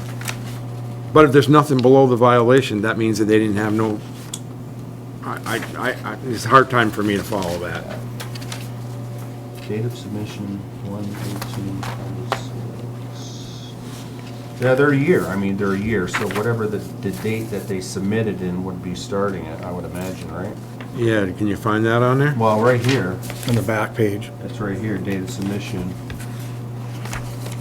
1/18/26, so January, they submitted this. So that 1 year period, they get a notice, they know a year out. And then the state notifies them at 30 days out, 15 days out, and 5 days out. They visit the store on the 5th day out and say, are you gonna renew your permit? And so Katrina said to me, she goes, they know they're only good for 1 year. So if they don't meet their timeline, after they get 30 days notice, 15 days notice, and 5 days notice, she said, but once they initiate it, if the select board holds it for 30 days, let's say, she said, once they submit it, they're kind of like in the queue, and they don't go in and crucify them if the town hasn't acted on it yet. Like in the case of the tobacco one wasn't on the last one, so we called the store. Katrina came into the office and talked to the town clerk, and so they initiated it, that thing on the back, that submission part. So long as they have started it, if you guys drag your feet and don't want to act on it one meeting and go to the next, they don't penalize the store for it. Okay. But they know whether the date's on here or not, that they have it it's only good for 1 year. So we don't really know when this expires. Well, I don't know when they submitted it, like if they submitted it 30 days in advance or 15 days in advance, we don't know that. Yeah, we don't know that. Oh. Okay, But if you don't act on it, they're not jamming the store up, okay, long as they've initiated it. all right. I'm having a hard time following what store these go to. I guess it's got the address right here, and on this first one, it's got the address someplace. But here, you look at the first page, it says business, unique entity, and then you go to the back on the second page, halfway down, it says location premises detail. Yes, that's Green what I Mountain saw. 111. Okay. So it's doing business as that name. That's the Jiffy Mart. Yeah. Yep, That's this is the old Jiffy Mart. Okay. It's What do you mean, Irving, huh? what do you mean the old Jiffy Mart? Well, it's not Jiffy Mart, it's Irving now, Okay, okay, okay. All right, on Route 30. okay. Is there more than one for them in my pile here, Mike? Looks like there's 3 of them. Yeah. From that location? Tobacco substitute, and a second class. Yeah, I Look can't up- even, It's the first 3. okay. All right, I'm trying to follow this single page. I got the 2-pager. The single page is just the same thing, physical location, it's on the top. I got that, yep, okay, okay. But that's for something different, right? Yep, that one's gonna be for a tobacco substitute endorsement. Substitute endorsement. That's why, on the agenda, I put the application numbers. So you can, the first one ends with 763. Yes. And then the second one is 770, Okay. and then 757. Okay. Okay. Since our parliamentarian is not here, I'm gonna ask you, Mr. Town Manager, as acting vice chairman, can I make a motion on the board? I was told that I can't You can't what? make a motion. You can, I can? yeah. Okay, You can make a motion. You're the acting chairman right now. okay. You're the vice chair. There's a vice chair for a reason. What, are you saying, Mary Lee, that it's not? You were looking at me like, I don't think he can. I think he has to turn his chairmanship over to someone else in order to make a, I thought you were talking about, can the board make a motion? No, I meant Him myself, make a motion. I can't make a Yeah, motion. I would have somebody else do it. you have to ask someone else to hold your chair, and then you can. Yeah. Oh, Hold your beer, he said, she said. okay. Now I don't know what I'm gonna do here. If you're not gonna, You want me to hold your chair, Bob? yeah, you wanna do that, What Rob? we have to do for that? Yeah, I have no idea. Just ask him that you want to step down as chairman. I would like to step down as chairman for this particular 3 applications. This liquor license, or the. I will accept. Well, I gotta make note of this. You shouldn't send me to all these seminars. That's all I can tell you.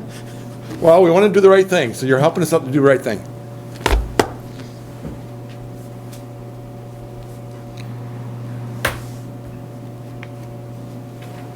So do we have a motion, Bob, for any of this? You're gonna have. I'm just thinking in my little pea brain here to how to say this. I wanna, Are you tying this to something else? So I think the board should know, I handed out something that the police department put together. This one here, that was the handout. yeah, This building, this company is also the same company that hasn't paid the hazmat, the bill from the hazmat. so do I need to make that part of my motion? The board does not have to authorize these licenses if you don't want to, and you, based upon whatever reason. And you could say, they still owe us $9,006.76. I was gonna postpone it until the next meeting, but that postponement is not the right word. What do I wanna do? Table it. Table, I wanna table these first 3 tobacco license application, tobacco substitute license application, and second class liquor license. I wanna table them to the next meeting. That's my motion. I'll second that.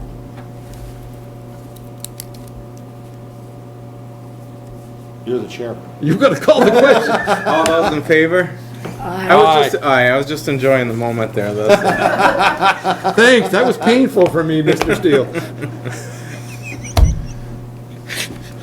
Can I take my chairmanship back now? Not that I want it back, but, Yes, you may. oh, okay, what do we gotta do for that, Mike? You gonna give it I'd like to give the chair back to Bob. I will accept it grudgingly. I will make a motion to approve a second-class liquor license to DG Retail LLC, doing business as Dollar General Store, 16871. Second. All those in favor? Aye. Aye. Aye.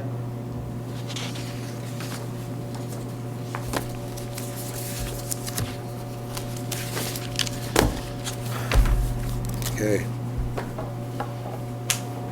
You're up again, Chief. Traffic ordinance, provide a draft copy to the select board for discussion on, So, 220. as you can see, I revamped this big time.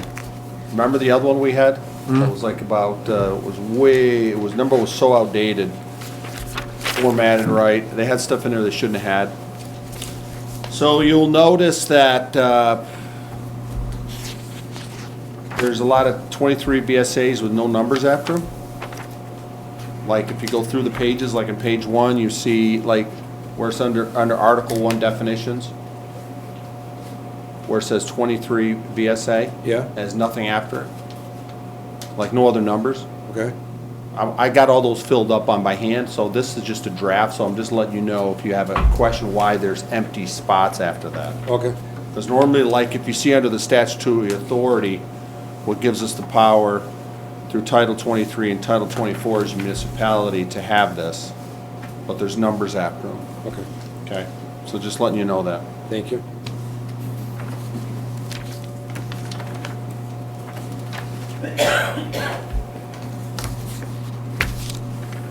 So if you go through it, I mean, it seems longer than it is, really. I've covered everything that we have here, basically our statement of purpose to the statutory authority, why we can do it as a municipality, and then some definitions. Then we talk about Article 2, administration and records, which we all do these things anyway, but just makes it more formal and where to find it. We have Article 3, the enforcement and compliance, same thing. Where's the authorities? I've got them written in here. Compliance recovered. Then it actually gives the ordinance where it says like Article 3, enforcement compliance, Section 3-2, compliance required. And then that's the actual ordinance violation. Okay, if somebody violates that. So as you go through this, you don't run into the violations until really you get to Article 3. And then it goes down to Article 4, traffic control devices. And I've listed the stuff which you don't have in yours, but I'll make sure I get that done before the next meeting. Where that's found. And then if you go to speed regulations, this was timely because I had to do the appendix.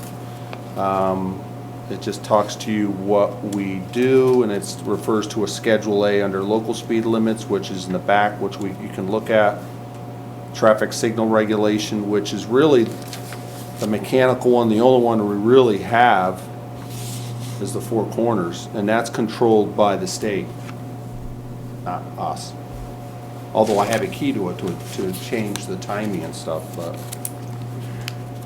But you're in charge of people not turning right on red, though, right? That's you. yeah, anybody, any police, correct. Okay. Then there's stop and yield intersections. I list those in Schedule B. Then we go to parking. It lists that. I also list the winter parking restriction. And I need to check the signs on them. I'm not sure where they all are, actually. I know there's at least 2 on Main Street, east and west, coming in. Can I ask my question? Absolutely, Mr. Tominger. So, under Article 7, parking regulations, if somebody's parked in a road, and it references on the next page under 7-3 tow authority, that vehicles parked in violation of this ordinance or interfering with highway maintenance may be removed or stored at the owner's expense. But going back to the short-term rental issue was if somebody rents a place and they bring in 10 cars and they're parked over people's lawns, and that, if they're not on a No, we can tow on private property now. Okay. No, but the way I read this is anybody could park on a town highway as long as it wasn't November 1st through April 1st, 11 to 6. No, he's talking about the tow authority one, right? Is that what you're talking about? Well, I think they kind of go together, but I was just looking at the authority, but if you're saying you can tow them, so if someone calls you and says, the rental place next to me has cars, they're all over my lawn, or they're impeding traffic, you have authority to Tow 'em. We do by state law now. It never used to be on the private property. We used to leave it up to the owner. I don't know if that, I was really thinking Rob was, We like to get them moved first. It's not like our first option. But, we've gotten many people out of their houses to move their car. well, I think it was a question that happened, it came up during the short-term rental about somebody renting a space and then encroaching on someone's property, and there's complaints, and how do you enforce that kind of stuff. But if it was on private property, I didn't realize that you could now tow on private property. Pete, I had a question, not to continue on this, but is there a state law or a town law or ordinance saying how far the speed limit signs have to be from one to the other? That would be under, it's in here. Is it in here? No, the actual thing, but it's where to find it. The It's on Manual Uniform Traffic Control Devices and Signs. There's a manual that lists that. That's a national standard. Everybody uses it. I I think the highway department should have the book. but I mean- So we do have the MUTCD, and every time they put up a sign, they follow the height it's supposed to be at, distance, away from the road.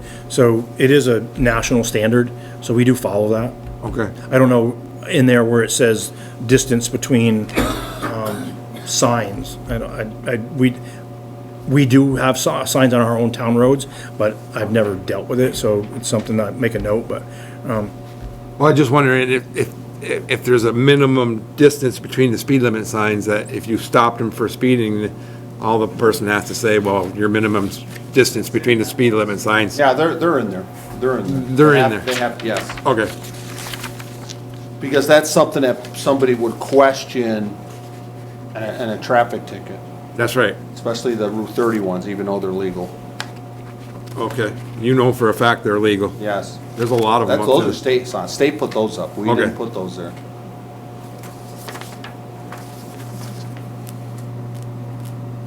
So, if you go to Article 8, bicycles, pedestrians, everything applies to, I'll put that, the statute in there.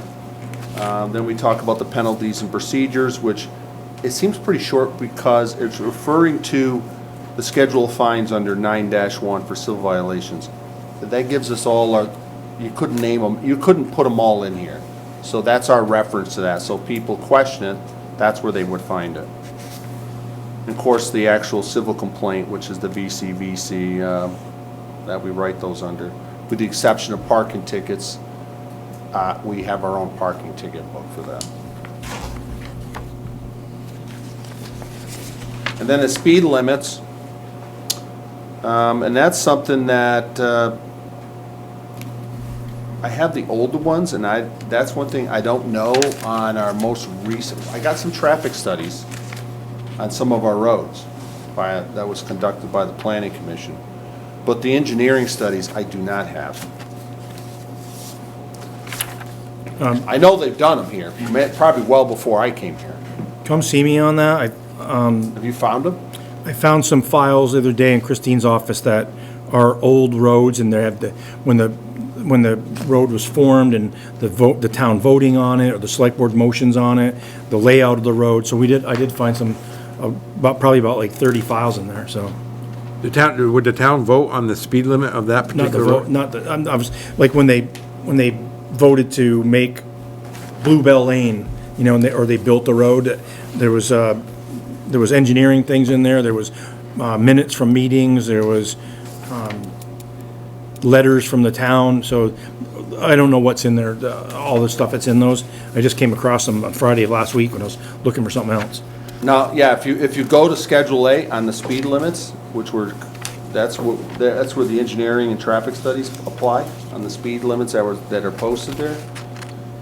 There are some roads that, and I got both copies from the DOT, the state, and then what we had, combined it. And there's actually some roads that you're gonna find out listed in here that do not even have, it's not even listed. It's not even put in.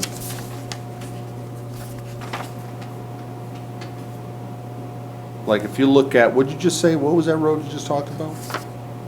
Bluebird Lane? Yeah, If you look at page 6, so Bluebird Lane is 25. And then next to that, that's the town highway number. That's how they refer to them. Then we got Bluebell.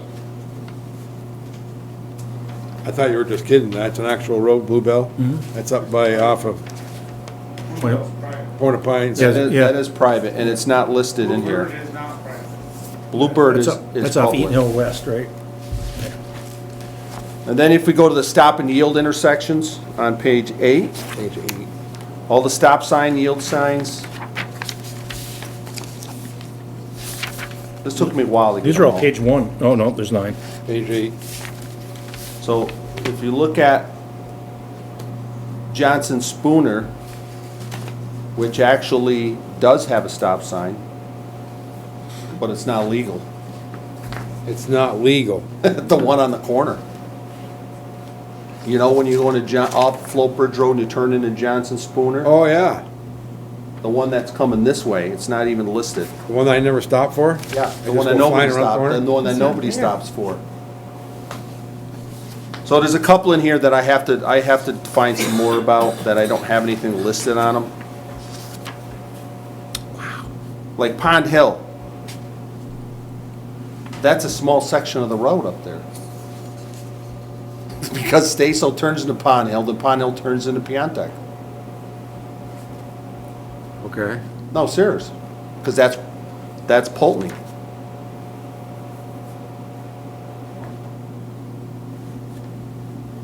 Parker Road, yeah. So anyway, Okay. that's for all the stop sign and yield signs, and then there, we got the listed on page 11, state aid roads. These are the only ones that were given to me by Jeff, and that were listed as state aid roads. Is there anything that was missing in those, Mike? I'm looking right now. No, those are it. But I think you're missing What am I missing? Beam Road. It may not have been in here, may not have been. Well, we even missed it on the mileage for there's two roads that were missing, Marhar and Beam Road, that were not on the state highway list for us. So Jeff is working on getting them added. Okay, so that's makes, I need to make a note of that. I know there's some in here that are not, that I have gone everywhere, you know, trying to find all these roads. Some of them I don't even go on hardly. So you said, what was it, Beam Road? What was the other? Beam Road, yeah. Marhar. Oh, that's right. That's like, that literally rides the line. What changes? It goes. One side of the road is Fairhaven, the other is Castleton. Ask him. Oh, it's up by Howard's Garage. Yeah, okay. All the years that we had to fight with some people up there. Yeah, Yeah. yeah, it's not that long, it's a very small section. So is there any else in there, do you think, Mike, that I'm missing, or I just go back with Jeff and just see if I can? I see Marhar's on page 5, but there was 2 sections on that, so, but this one has the one, This one's on page 9, and what we got? 5, oh, this is on page 5. And it's Fourth not that from the long, see bottom. the distance? Here's It's section. really not that far. They both, My paper stops at page 9 and then it goes 111. I think it's missing a, You should have, what do you mean 111? that's all it At says. the bottom, it Page says one- it 9 says page and 1. They're on there, all ones. Oh, well, I got, how many pages you got total? Should be 11. 10, 11. 12, I got 13. 13. I'm goofed up. Well, we knew that, but we weren't gonna tell her Oh, that. I see what happened. You got double-sided. Yeah, they're not all singular. So I'll get you guys a copy. Okay. All right. But this is pretty much the gist of it. The things I did, like I said, the things I got to add in there. But I think it'll be good. The only thing that Mike will have to do is just show it to some council to make sure it's legal.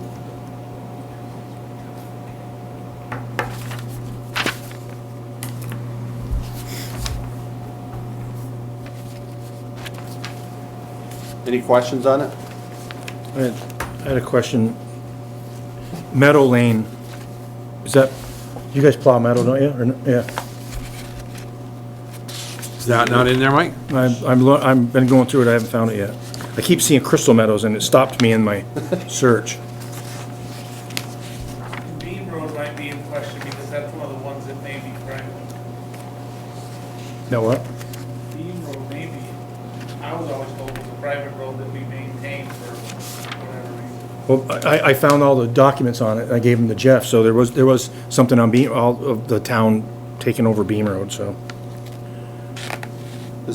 You're talking about Meadow Lane where the bricks are? Yeah. Yeah, that should, oh, you know what? That should be on here. I don't know why that's not on there. I didn't see it.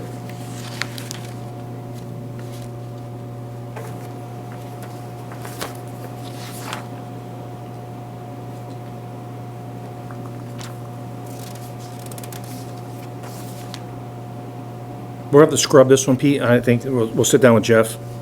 Yeah, just go over. I mean, obviously, I know it's not 100% right now, but, yeah. take that over with Jeff, or I can email him a copy and he can look at it. I'm gonna sit with the guy in the back of the room too, so. All right. Any other questions? No, Meadows on there, It is where? bottom of page 1. The second page 1.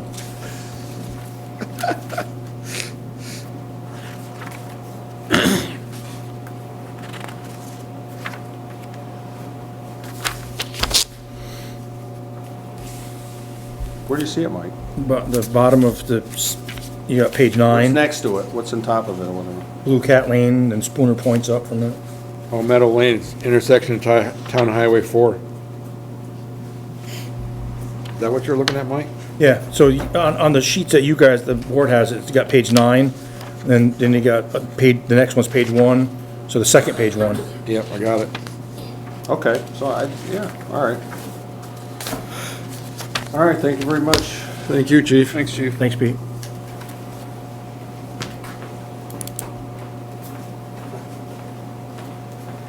Oh, I had a question to the board. Yes. When do you want to, is there a time frame that you want to see this back? Want to do what? The time frame you want to see this back to you? As soon as possible, so we can stop talking about it. My God. Good answer, good answer. Because I wanted to, he's gone, so I just wanted to let him know that Whenever you have it can. back for the next meeting, or, I know it's not the only thing he's doing, so. But we gotta be careful not to crowd too much in so that we're prepared for the 19th. yeah. Well, that's before the next meeting. 19th is. Yeah. Yeah. And you got the 26th is the next meeting. Yes. But if this is not something, you know, once the board says they're good with it, then I'll send it to the attorney to review. Or I could send, once the final draft is done, send it to the attorney before it comes back to you, so that if there was something that she recommends changing, that needs to be changed, that it's done before you see it again. That's what I would suggest Yeah, doing. I think it's probably the I do better too. approach. Give us the final copy. Yeah, okay. So you probably won't see it on the 26th then? Not the 26th, it's the 23rd. Okay. You can't get your numbers No, right today's the either. 9th, so then 60, 23rd, you're right. I know I'm right. I know, I did it in my head like 3 times. See, I made you keep doing that math. Sure. Not to say I'm right if I wasn't. Okay. Mathematician lessons and spelling lessons for you, Mr. Town Manager. Okay. I'll do that in my spare time. Are we ready to move on? Yes. Remote work policy draft. That would be you. Yeah. I would make a motion that we table that until the next meeting, when everybody's here, because that's something that I think the whole board should go over. I'll second that. So I'll just table that one. All those in favor, approve? Aye. Aye. Perfect.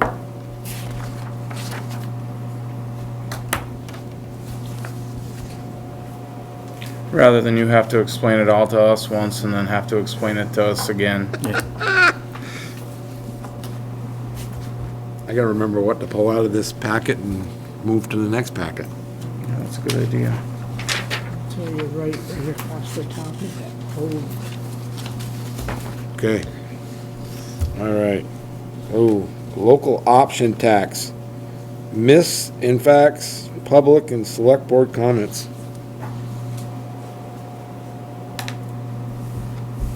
Do you want to speak to this? Start the conversation off, Mike? Well, I guess I'll start by saying that, based on the last meeting, that it was decided that to put the 3 separate, the sales tax, the rooms, meals and stuff on the ballot. And then I believe the board had then said that there's gonna have to be some explanation being done on this to explain to the people that are voting on it, what is the, adoption of the local sales tax, what is it? And if there's any specific other information that the board wants to provide to the public and send, like, why are we doing this? What can it be used for? Because the ballot article doesn't say what it can be used for. And I think other towns were struggling with this, of like, oh, we're just gonna give you more money and now you're just gonna, like, do what you want. And maybe it'd be clearer if their board does have a reason or purpose for it, that's explained, so people understand that it's not just creating more money to whatever they may think, that's nefarious, that if you have a purpose for it, that would clarify things. But I mean, I'm not stealing Rob's thunder because he knows more about it than I do at this point. Yeah. I'll just start out, I don't know where we ended the last time, but I'll just start out that I'll take the heat. I wanted to bring this to the board. At first I was 100% against it, so for anybody who's listening or whatever, when I see the other towns that wanted to do it, I was like, we don't need any more tax, I don't want to pay any more. I had heard that it might drop people from coming to town because they're not going to want to pay the extra 1% tax. That's some of the stuff that I've heard going around. But then I sat and I got to thinking about it, and I think that it's 1% on top of the 6% that we're already paying for tax. And at least as far as I know, I shop in towns like Rutland City, Brandon, Middlebury, that have the 1% tax, and I don't even think about it, honestly. For the fraction, you spend $10 and it's 10 cents. As a business owner, I was concerned, but I don't think it's going to affect my business at all. My prices will remain the same. It won't affect me at all. It's just a simple couple marks on the tax sheet at the end of the month or in the tax period. I think the big thing is the difference between what we want to do and what some of the other towns want to do is they want the 1% option tax to use that money to, I don't know if I'm going to word this right, so you guys can step in and help me, but they want that 1% on top of what their budget already is. What our goal that we had discussed as a board was to take that 1% local option tax, which we actually don't get the whole 1%, we get 75% of that, and 25% of the 1% goes to the state for their pilot program, which is like how we get paid for the college or for state land, stuff like that. We want to use that 75% of 1%, I'm just going to call it 1% to make it easy. We want to use that money back in the budget that we already have so we can reduce the amount of money that we have to ask for from the taxpayers every year. My best estimated guess, looking at the tax department numbers, is without alcohol, because those numbers aren't available because there's less than 10 businesses in Castleton that reported alcohol sales for last fiscal year. With just meals and rooms and sales and use tax, we should get $266,349.53. That would cover the majority of the reserves that we have, like $110,000 for highway, $106 for the fire department, $1,500 for first response, $5,000 for building reserves. There's a bunch of other ones, but our goal is essentially to take that revenue and reduce what we have to ask for from the taxpayers. So that should spread some of that taxpayer burden to not just the taxpayers, but to everybody that travels through the town. I don't believe it's going to slow people up from coming here. I mean, there's 28 other towns that are currently doing it, and I believe there's more this year that it's on their ballot articles. I think it's the right thing to do to try to help our taxpayers ease some of their burden. We don't want it as extra. We don't want to continue to say we want $4 million for taxes and then we want to add this on top of it. We want to be able to reduce what we actually ask for from the taxpayers at Castleton. That's my spiel. I think I got it out right, probably not. You did, but there's a couple of things you left out. It was said that if we'd had that $266,000 this year, we wouldn't have that 5% increase in our We'd be level funded. budget. We'd be level funded. If we had that It was 243,000 was the increase. So if you had 269 is the minimum without, or is the number without alcohol, you're actually reducing the budget by the reserves, that the 269,000. I think the reserves were 269. Yeah, so I'm sorry, the reserves were 269,000 and you had 266 you come up with? Without alcohol, and the town manager from the town of Brandon told me that the state's website is pretty reserved on the amount of how it actually works out, but it was 266, 349, 53. So you're basically eliminating the increase in the budget, that 5.5%? So we would be level funded. I mean, that's huge, and it's not, and you said it right, Rob. We're not asking for the extra 1%, and we're gonna spend the 266,000 on something else. That 266,000, I will give my word that it will come off the budget. It'll cover our reserves. Right now, we're asking the folks for that reserves, and the ballot items. I mean. Yeah, I agree that, and also it's not paid for all by the town of Castleton. Exactly. Taxpayers, because the people that come here are gonna help share that cost load, because they use our roads when they come into our town. We plow the roads we don't plow the roads and say if you're not from Castleton, you can't drive on them. So the expenses that come along with maintenance of our infrastructure and our equipment is not just for Castleton residents. So this does reduce some of that burden. And I looked at it in a sense, I'm like, if we looked at I had a chart, and I'm sorry I don't have it here tonight, but it was like, what would it cost? What would my taxes go down or go up? I was looking at it both ways. And it's like, how much would I have to spend in that 1%, not in total sales tax, but just in that 1%, to all of a sudden it not to be a benefit to me? And I bet you I don't spend, $1,000 in sales tax and that 1% in this town. I shop in Rutland too, and I leave this town and I go buy something in Rutland town at Hannaford, and it's not a food item or it's under that taxable stuff, or Dick's Sporting Goods. I'm paying the 1% over to them. You are. They're getting the benefit of it, not me buying it here. So I did have a couple other interesting numbers here that I'd gotten off of that site, since you're talking about taxable items and non-taxable items. So in the fiscal year 7/1/2024 to 6/30/2025, the total sales and use for the town of Castleton was $85,396,059. Out of that, there was only $25,137,435 of taxable sales. So the amount of stuff that's purchased in town is far more non-taxable than it is actually taxable. So Those are good numbers. I mean, and one other thing that I did see was spending in the town of Castleton doubles for the summer months than it does for the winter months, because you can break the town, or the state's website is actually really nice. You can break it down by month. You can do whatever, and spending in the summer doubles what it does in the winter. And why is that? I don't know, but I would assume because of all the visitors that we have to town. I can't Stands to reason. say for sure, but that would be my guess. But they use our roads. They use our police if they need it, fire department if they need it. So all those $269,000 in reserve costs, and we can not put it all in the back of the taxpayer. That's huge to me.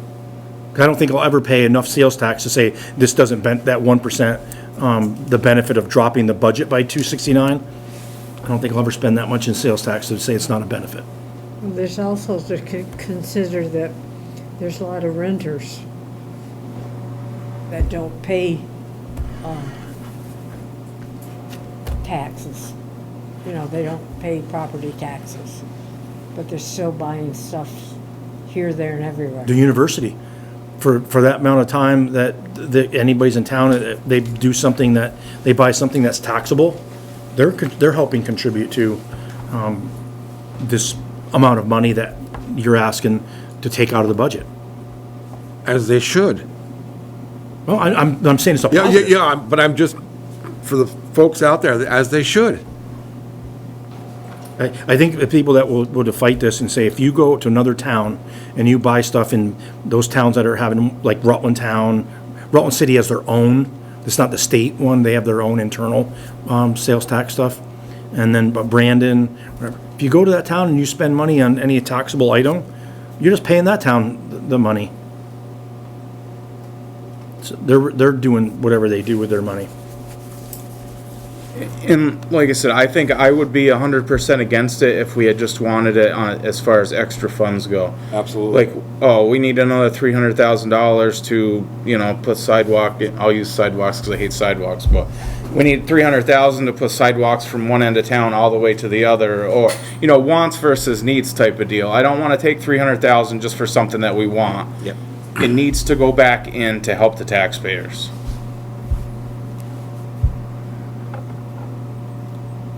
What negatives did you come up with, Mike? Did you explore this? I mean, I didn't, the board didn't ask me to do that stuff, and all I know is what I looked at was presented.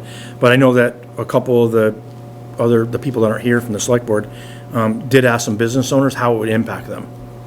How, is this gonna create this a bigger burden on you to, segregate this out and track it? And I think there's probably some that's gonna happen, what I gathered from it. But a lot of it's, software programming, and that takes care of it, but. So one thing that seems really weird, and if you do look, the state does have a bunch of stuff on local options tax, but what's weird is, I'll use Gilmore's because I know Dick had talked about Gilmore's. So say Gilmore's delivers something to Brandon. Legally, Gilmore's is supposed to collect that 1% of sales tax, and it gets submitted to Brandon. that's correct. Because it's wherever the product lands, If they have that 1%. which Brandon does. That's correct. So they have to track their orders anyway as to where the orders are going. If Fairhaven passes it, and Paul's Pizza, well, I don't know, I can't say Paul's Pizza, but if Fairhaven passes it, and Gilmore's delivers a bucket of nails to Fairhaven, they get that 1%. Fairhaven gets it. Fairhaven gets the 1% of the sale, Yep. because that's where it's delivered. As crazy as that sounds. Even if the person pays the money in Castleton, if it gets delivered by a Castleton business to a town that has that options tax gets collected.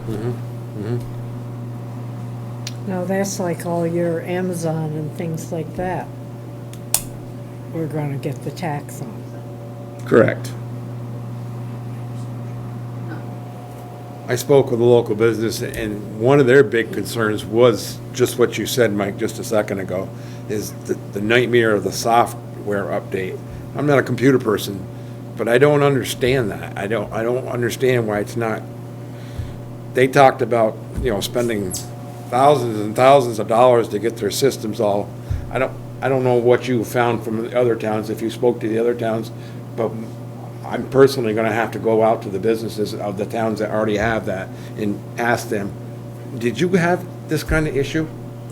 I know Mark had said that as far as their system goes, it's super easy Okay, for them.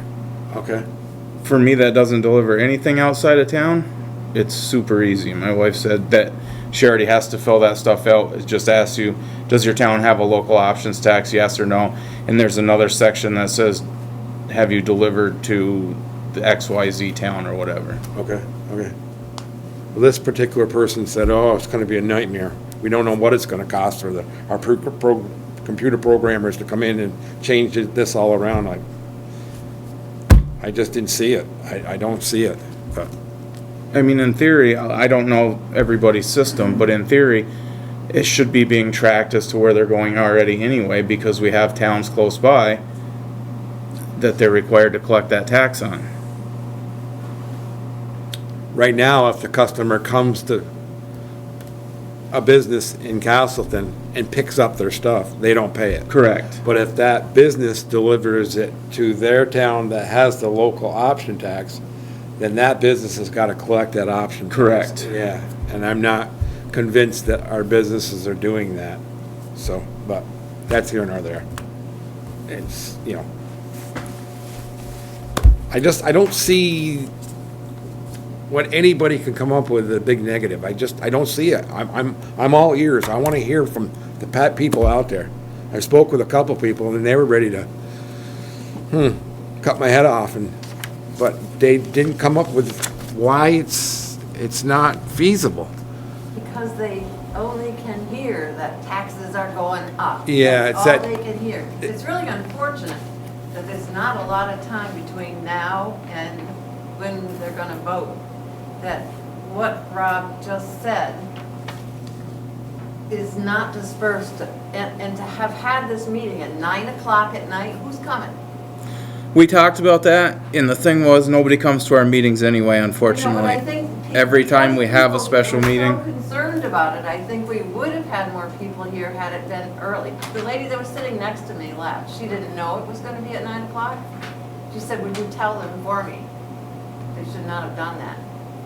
Should not have done what? But No. regardless, it had this meeting scheduled for the people to come to see that in particular, the tax thing, because everybody is talking about it. Scheduled for 9 o'clock at night.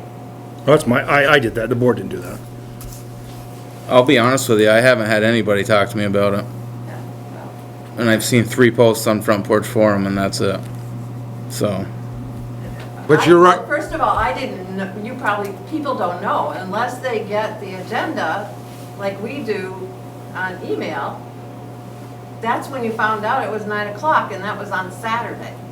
So there's not time to, I posted it on Front Porch Forum too, begging people basically to come to the meeting. you did, but you didn't say it was gonna be at 9 o'clock at night. Well, I just gave the agenda, so, you know, there's some, people have to have some, if they really are passionate about this, take some ownership and look at the agenda, and they could have, not that it could have fixed it at that point, but, you know, They just all have blindfolds on, it's all they hear and see is that's a tax increase. That's all they're thinking.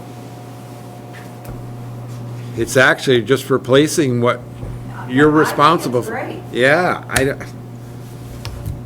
I want to hear some negatives, but all they can do is scream about another tax. Correct. It's another new tax. Yeah, that's what I heard, and I read that in Front Porch Forum. Well, you've left out 3/4 of the, All new taxes increase every year, and that will happen to that one sooner or later. but the town can opt out of it. Right? yeah, we can opt out of it. The select board can call a special meeting to have a vote to opt out. The town can vote to opt out of it if they want If to. it went to 5%, you could say, okay, that's just over the top, or you would opt out of it. and a couple towns have, but there's a whole lot more towns that have had it and have had it for quite some time. If it was so bad, We also reap, we're one of the towns that reap benefits from the payment in lieu of taxes, the pilot program, because of the state park and the university's the biggest one, the 2 wildlife management areas, the 2 fishing accesses, the conservation camp. We get $400,000+ a year in pilot money, where you look at the towns that don't have that, they're getting 20, 30,000. I mean, so when they're paying in this 75%, or 75% of the 1% goes to the municipality, and the 25% of the 1% goes to the pilot program, we reap benefits of the pilot program too. Like I said, I reached out to Brandon and St. Albans because they're towns that have similar populations. Obviously, clearly different towns when it comes to everything, and that was one of my questions, you know, has anybody complained about loss of business was one of them. And what complaints have you had, you know, like what has been everybody's issues? And they said that they have had literally nothing. have nothing. Because I try to put in perspective with talking with Rob, is like, if I buy a $4 lure at his shop, I'm paying 6% on that lure, correct? Yeah. So I'm paying 24 cents. Is that a true statement? Mm-hmm. And if you throw 1% on top of that, I'm adding another 4 cents to that lure, or to that price. So I'm paying that 4 cents goes into that, 75% of that 4 cents goes to the town, right? Yeah. Am I not gonna shop at Rob's because of 4 cents? Or am I gonna drive to Dick's Sporting Goods and pay the 1% to them to buy that same lure, or go to Marty's in Pulteney? It's gonna cost me more than 4 cents in gas to go down to Pulteney to buy a lure down there. It's just, when you put it all in perspective like this, it doesn't seem that monumental. But I would like the businesses, I think, should speak up and They need to be here and weigh in. and have their Yes. voice heard of, like, how does it gonna impact their ability or their bottom line if there's costs labor costs or whatever, IT costs or whatever it might be. But I'm willing to talk with anybody from the town that wants to stop by. I'm always there. Okay. If somebody wants to stop, I do have a lot of information on it. I feel like I looked at it the best I possibly could, and I don't see, I mean, I know Roy says it's another tax, but the point is trying to take tax away from the taxpayers, take money away. I mean, if we're asking. Can I jump? Hi, it's Brad Turner. Can I jump in? Absolutely, Brad. So, I think Rob's correct. You know, the focus should be on this tax is going to capitalize on one of the town's assets, which is tourists and visitors to the lake area, right? The majority of the tax is going to be paid by the visitors to the area. Yes, everybody who purchases in these categories is going to pay that tax, but it's a very small tax. So like the person that's there in the back said, it's another tax. People need to realize that the town municipal tax is like half is a very small portion of the total tax they pay. The education tax that people are paying as part of the property tax is 50 to 70% of their tax goes to state education. It was 80. Stop voting for people that just pour more and more money into the state education plan. It needs an overhaul. It's out of control. Look at the stats of per pupil cost and effectiveness. Vermont is not doing well. I can't vote because I'm not a resident. You guys have to do it. You have to kick this back. And this local tax is one way to ease the burden on local people, on taxpayers, property taxpayers in the town. Brad, our education, I don't mean to cut you off, but I just want to make sure the education tax is 80% of our total tax. It's not 50%, it's 80%. My research said that between residents and non-residents, it varies from anywhere from, it's at least 50% and goes up to probably 75 for non-residents. Okay. A couple of years ago, it was 78. Yep, okay. So you're right, so it's even worse. Yeah, they're ready to crucify us over the 20%. I don't know what they're doing to the 80% education tax. Why aren't these people screaming at our legislatures, you know? Right, that's the point. I don't get it. Rob, why would you got that's the rub. That's the tough point that needs to get addressed. You need to get these people up in Montpelier to fix it. Correct. Rob, when would you, like research that I was doing, other towns, there's like 24 different towns that are implementing this across the state. They're doing retail sales, meals and alcohol, and room and lodging. I think you had said exclude alcohol, but that just rolls up into meals usually, doesn't it? No, alcohol is a separate,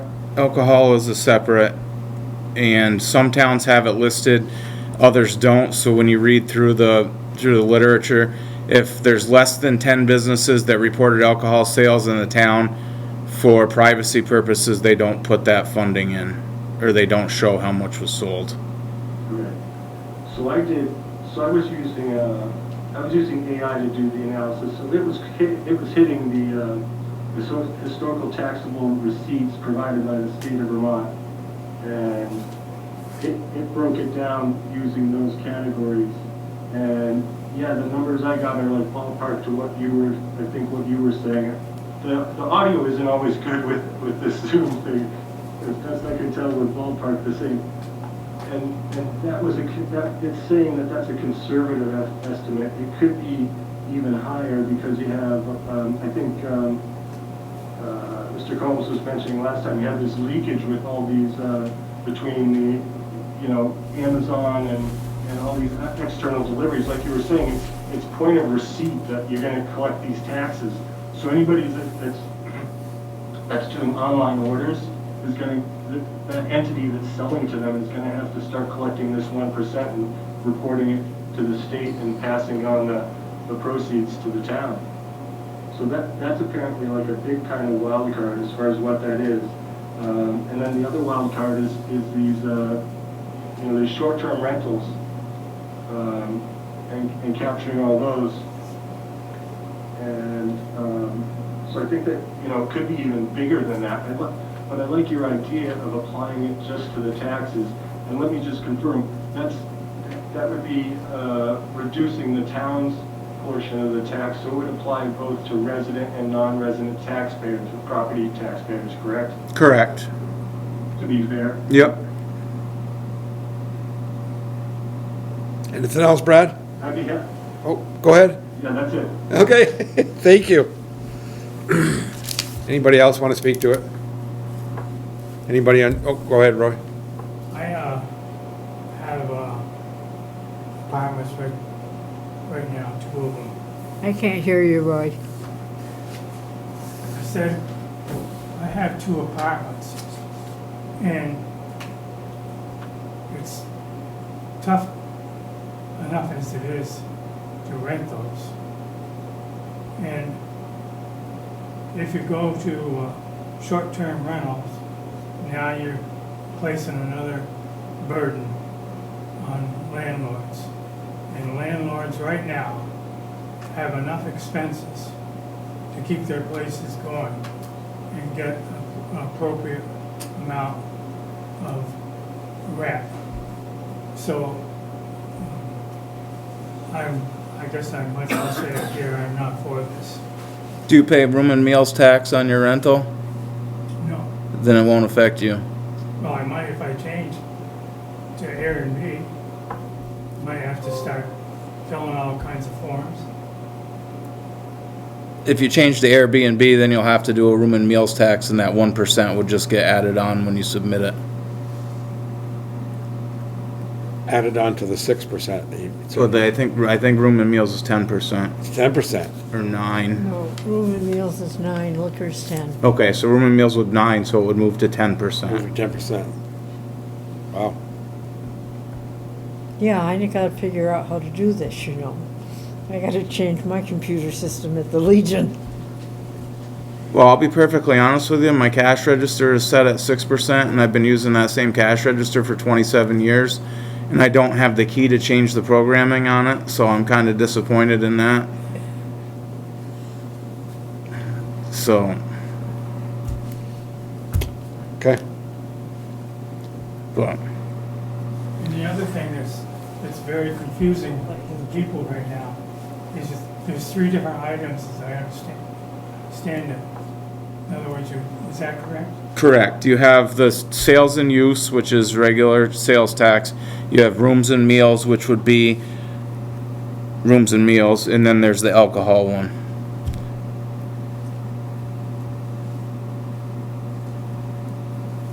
Why wouldn't you put it just all in one? Discriminating it out like that, I don't understand it. Why wouldn't you put it all into one? Because when you register it with the state, it's separate, it's separated. So not every town has it on, I don't have the paperwork in front of me, but not every town chose to do all 3. Some towns only do 2, some towns only do 1. Not every town chooses to do each one. So the voters could say, we don't want to do an alcohol tax, we don't want 1% on alcohol, and they could say, we're not doing the alcohol tax, but we'll do the rooms and meals and we'll do the sales tax. Makes it a whole lot more confusing. That's going to be all on the ballot. It's kind of like we break out our town budget. So everything in the town budget isn't just one item where we approve $4 million to the town. Everything is broken down into separate.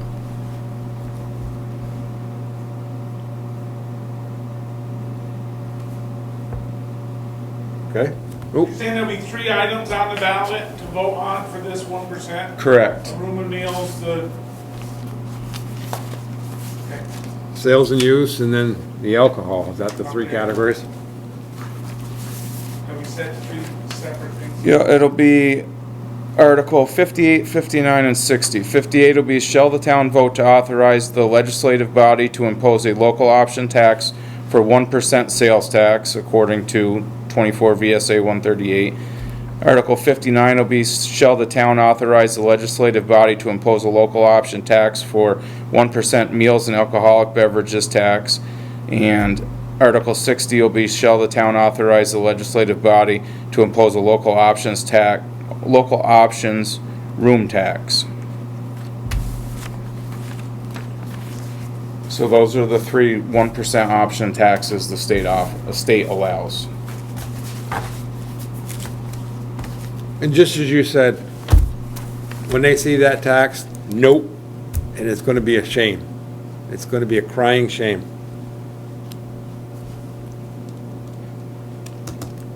Anything more, folks, on that? You know, we did probably get it out there too late to the voters, but at least it gets the ball rolling and gets it in people's minds. Exactly. Exactly. So, Yep, I agree. Approval of fire department officers. I don't know how we normally handle that, Mike.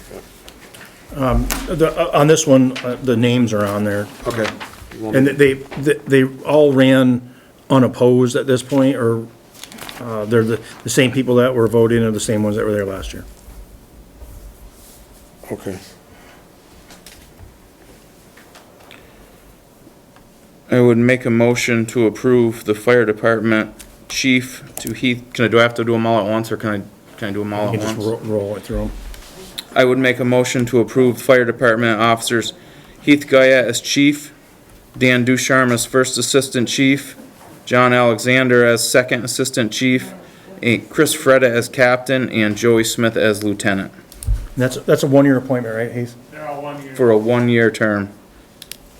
I'll second that. Any discussion on this? Should we wait till the other members are here, or is that not gonna? I don't know. I mean, I don't know what they're thinking. I think that we're probably safe to go ahead with it. We don't have anybody else that's really knocking the door down to be chief, do we, Heath? Nobody else wanted to run. But they could run, It was all open nominations in our meeting. okay. I thought the bylaws kind of limited to who could run for what. Am I? Bylaws state who can run for what, it's just, you gotta have certain amount of experience. That's what I meant. Certain amount of experience to do each job. Yeah, so I couldn't walk in there and say, vote for me. No, Nope. And the other categories, I couldn't run for either. no, So it's limited. it's, you gotta have, I think it's 2 years to run for lieutenant on the department before you can run for lieutenant. So each category is different. Each category is different. Okay, all right. Okay. I just want to get that out there, Heath, that was all. Anybody that was there at the meeting that was eligible was nominated and politely declined. Aha, so you did have that. Every year that anybody that's eligible that people get nominated, and like Jimmy Roberts was in the crowd, he's one of my senior firemen and he's eligible to run for chief, and he very kindly declined anything we nominated him for. Okay, okay. All right. All those in favor? Aye. Aye. Take care. Managers report.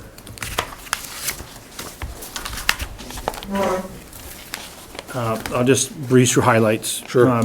The sidewalk pedestrian accessibility in Main Street, I'm asking the select board to consider appointing Mark Brown to the I don't know if it's a formal appointment, but I need somebody else on the steering committee. I met with Stephanie Burke. It was just her and I, so Dick, Carrie Fowler, and Jeff Davidson are also on the steering committee. Weren't available, and so there was no decisions really made. There's more questions that came out of it than anything else. We reviewed the proposal received from Fuss and O'Neill for the design, found some things that we questioned, 3 areas in particular. And then we compared it against the scoping study that was done back in 2022. Again, found some discrepancies. So Stephanie was reaching back out to the design firm to get clarification on that. And then once Dick is back and Mark gets back, if he's on that, we'll continue moving this along. But I think having another select board member on there would help. So I've asked Mark, and he said yes, he'd like to do it. So if you guys aren't really opposed to it, then I'd like to include him in that as it's on the steering committee. What do you need from us to do that? Just our permission right here, right now? Anybody opposed to it, I guess, is... Are you opposed to it, Mary Lee? No. Are you opposed to it, Rob? I'm good. I'm good too. Okay, So go ahead and do it. Okay.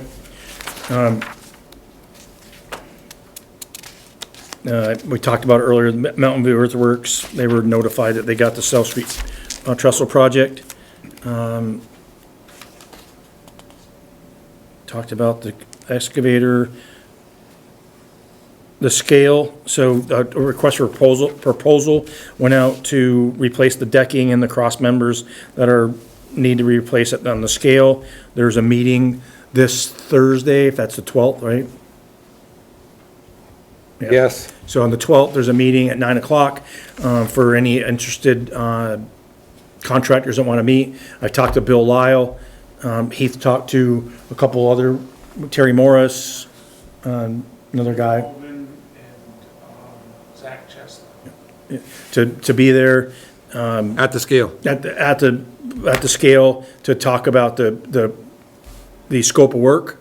And that there's questions I know will come up, and at least everybody that's bidding will be able to have that discussion. They're bidding on the same thing.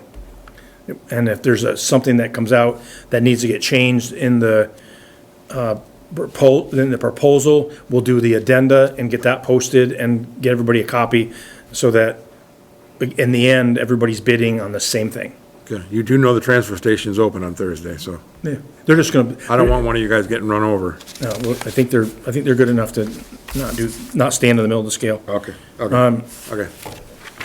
So that's moving forward.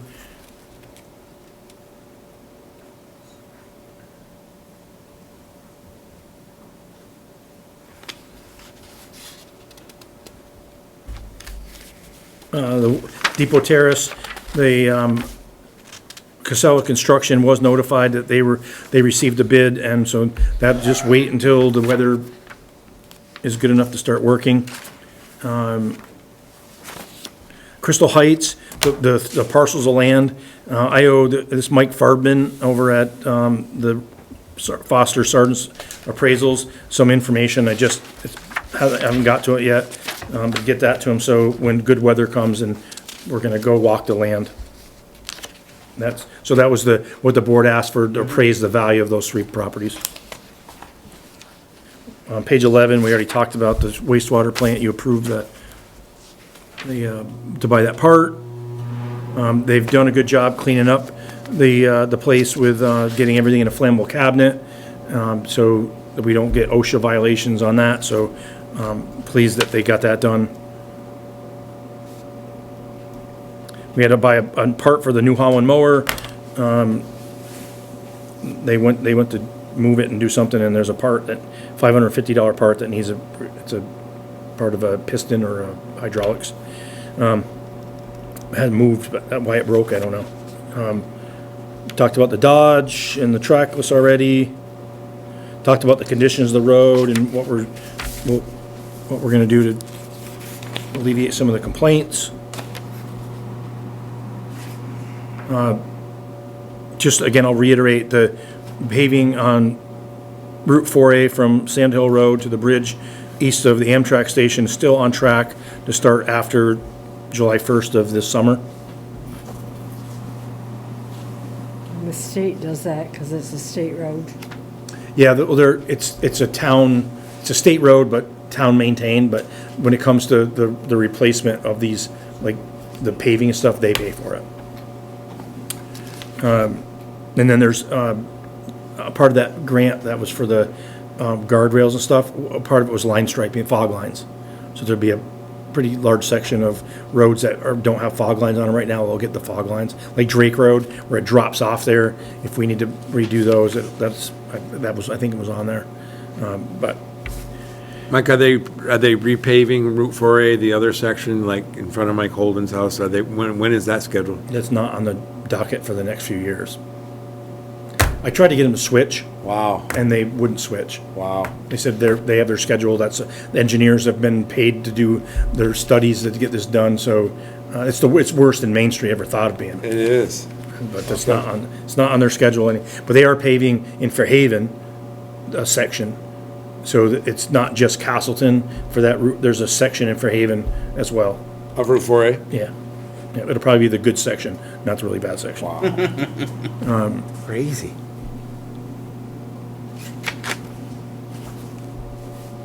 Recreation Center, a little frustrated with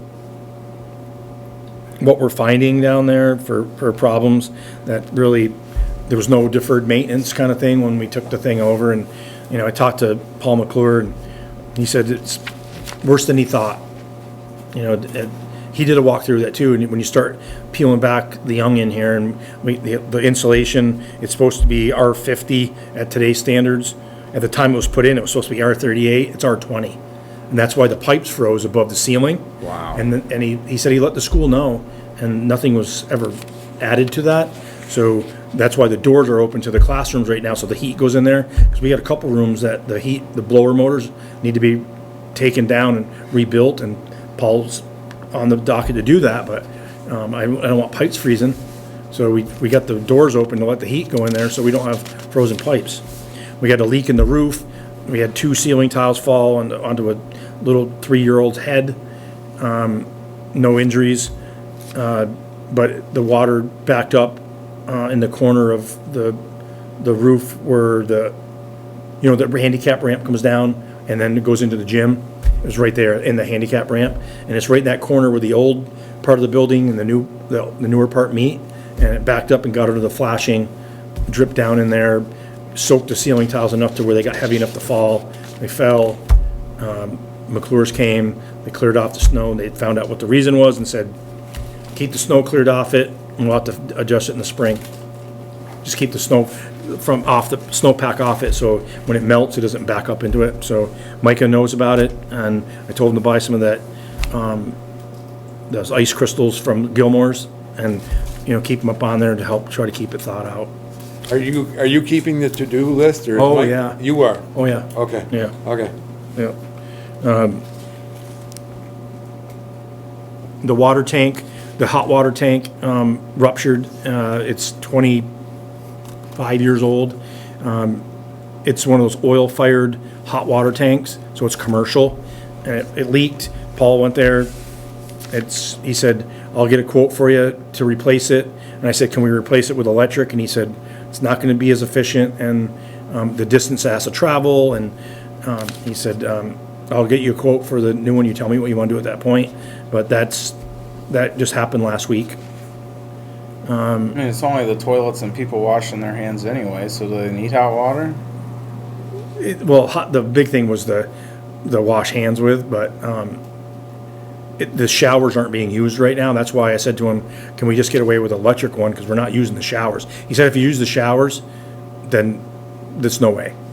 So, but we're not using them. So I'm going to get the price and see what it comes back at, and then come at you with what I find there. But Okay. Oils was in there. The fire alarm system was going into trouble mode. They came in there, they diagnosed it. Micah said that they got it so it's not going into trouble mode, but it doesn't really know what they fixed. It's just working right now. It is working for sure, though? It's working. Okay. It's not in trouble mode, let's put it that way. The walls in the snack shack up at the beach were fixed. And then that GoNet speed, they agreed to pay that monthly fee until they get their stuff off our property. So it's not hurting us right now. There's nobody up there. It's winter, and so they're just paying us money until they can get it off there. Wi-Fi and internet at the fire station was resolved. It took a Comcast, Silhouette Networks, Royals Lock and Glass, and members of the fire department to correct the code on that one.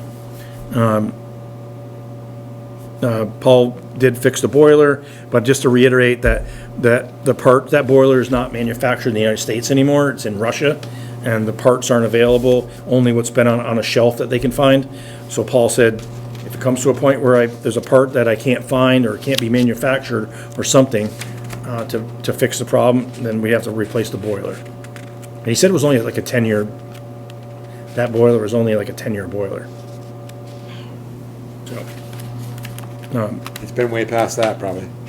15, we moved in. yeah, It's 15 years old now? so it's 10 years. 10 years old. We moved in 2015. Oh, okay, okay.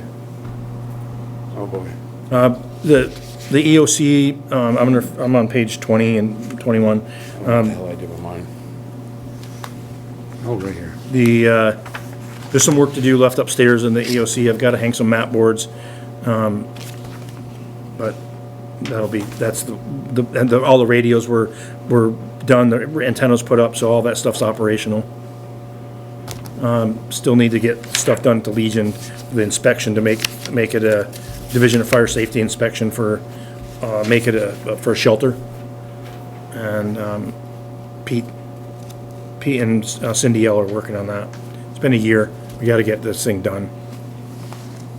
Calls to the university have increased for the fire department. I believe the number was 22% of the call volume in '25 was to the university. And the letter I received back from the president of the Vermont State University when I asked him about contributing or donating to the town to help pay for training of the fire department, police department, and Castleton First Response was not well received, or at least the response I got back was not positive. And he stated that the town receives annual payment in lieu of taxes from the state of Vermont, and that covers all the calls for service. I totally disagree with that. And you can see that this year to date, Heath, I don't remember what the number was, and there was just another one today or Last yesterday. morning's about 4 o'clock, at 18, 20 below, we've gone there. So. But they were something going on. They had broken steam pipes both mornings, but we've been there the last 2 mornings, 4 o'clock, and I think this one was 5 this morning or something. Who's calling those in, Heath? The alarm company, the automatic alarm, like what you got in here, Oh. that's going off, and that's what's alert. You have to respond to that. Yeah. Okay. But it's just going up, and then you look at, we go on the highway, we respond to calls up there. VSP doesn't have a presence, very robust presence over in the western side of the county. But it's not just the fire department. The police department goes there, and Castleton First Response members will go there if like regional's toned out. They go by their personal car, and they go there too. And Justin said they got quite a bit of calls there. So, I mean, Do they get reimbursed? I mean, like a car accident up on the highway, do they get no money from the personal car insurance? No, none? hazmat we can bill for, like it down here happened at the Irving station. Okay. Which you have that packet. Yep. That for hazmat stuff, yeah. Okay. The law allows that. Okay. But yeah, we spend a lot of time on state property. But I think that the letter that the town received back from the president of Vermont State University was pretty callous. Didn't want to have a further discussion, and, didn't ask for that in there. So I got to put together the call volume and send it to them. But if the select board wants to start charging for the calls, we have to have a starting point with them. How are we going to get them to come to the table to understand that pilot money doesn't pay for calls for service? So I support you, Mike. I do. I'm not going to speak for the rest of the board, but I support you, whatever you think Absolutely. you need to do. Yeah. So it's I'll draft up something. I'll work with Heath and Justin to get the numbers for them.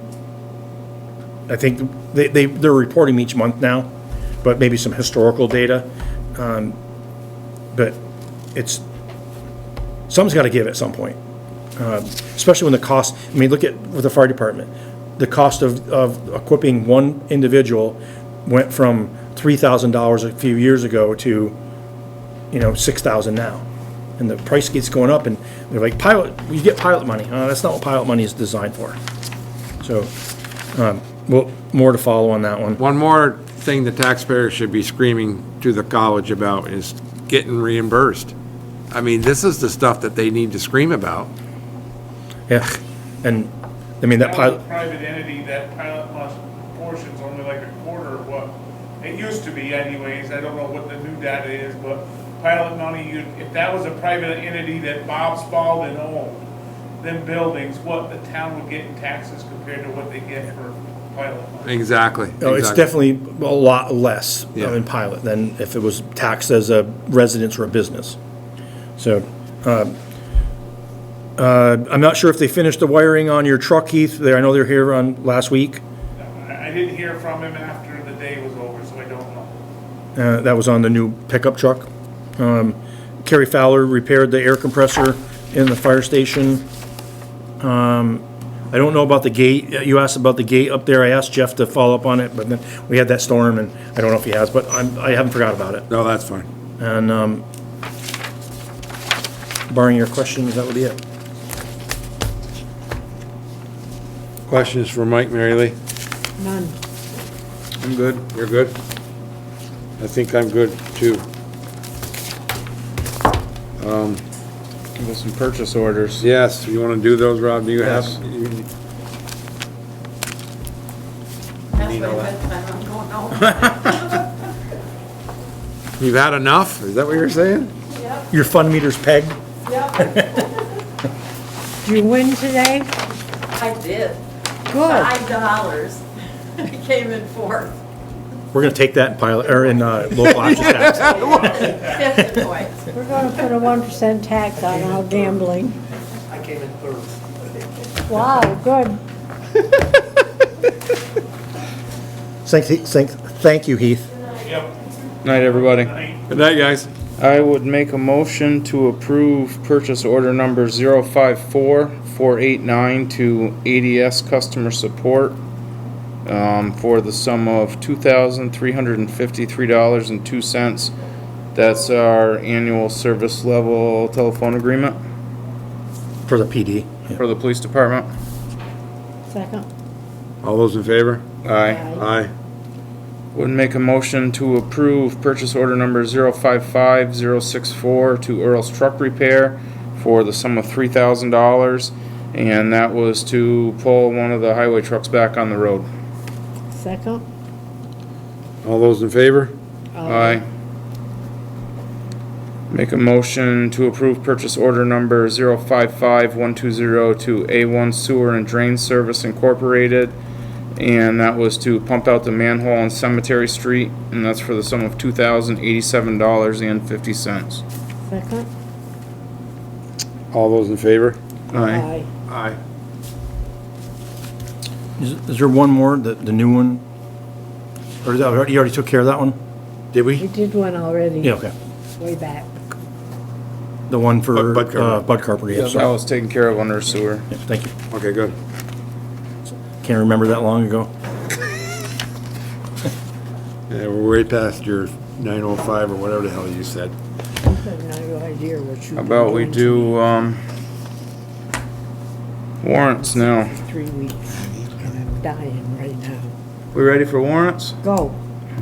Make a motion to approve warrant number 0209R for the sum of $53,960.78. Warrant number 0206 for the sum of $41,041.24. Warrant number 0209 for the sum of $54,258.34. Warrant number 0129P for the sum of $20,973.61. And warrant number 0205P for the sum of $22,447.84. Second. Any discussion? All those in favor? Aye. Aye.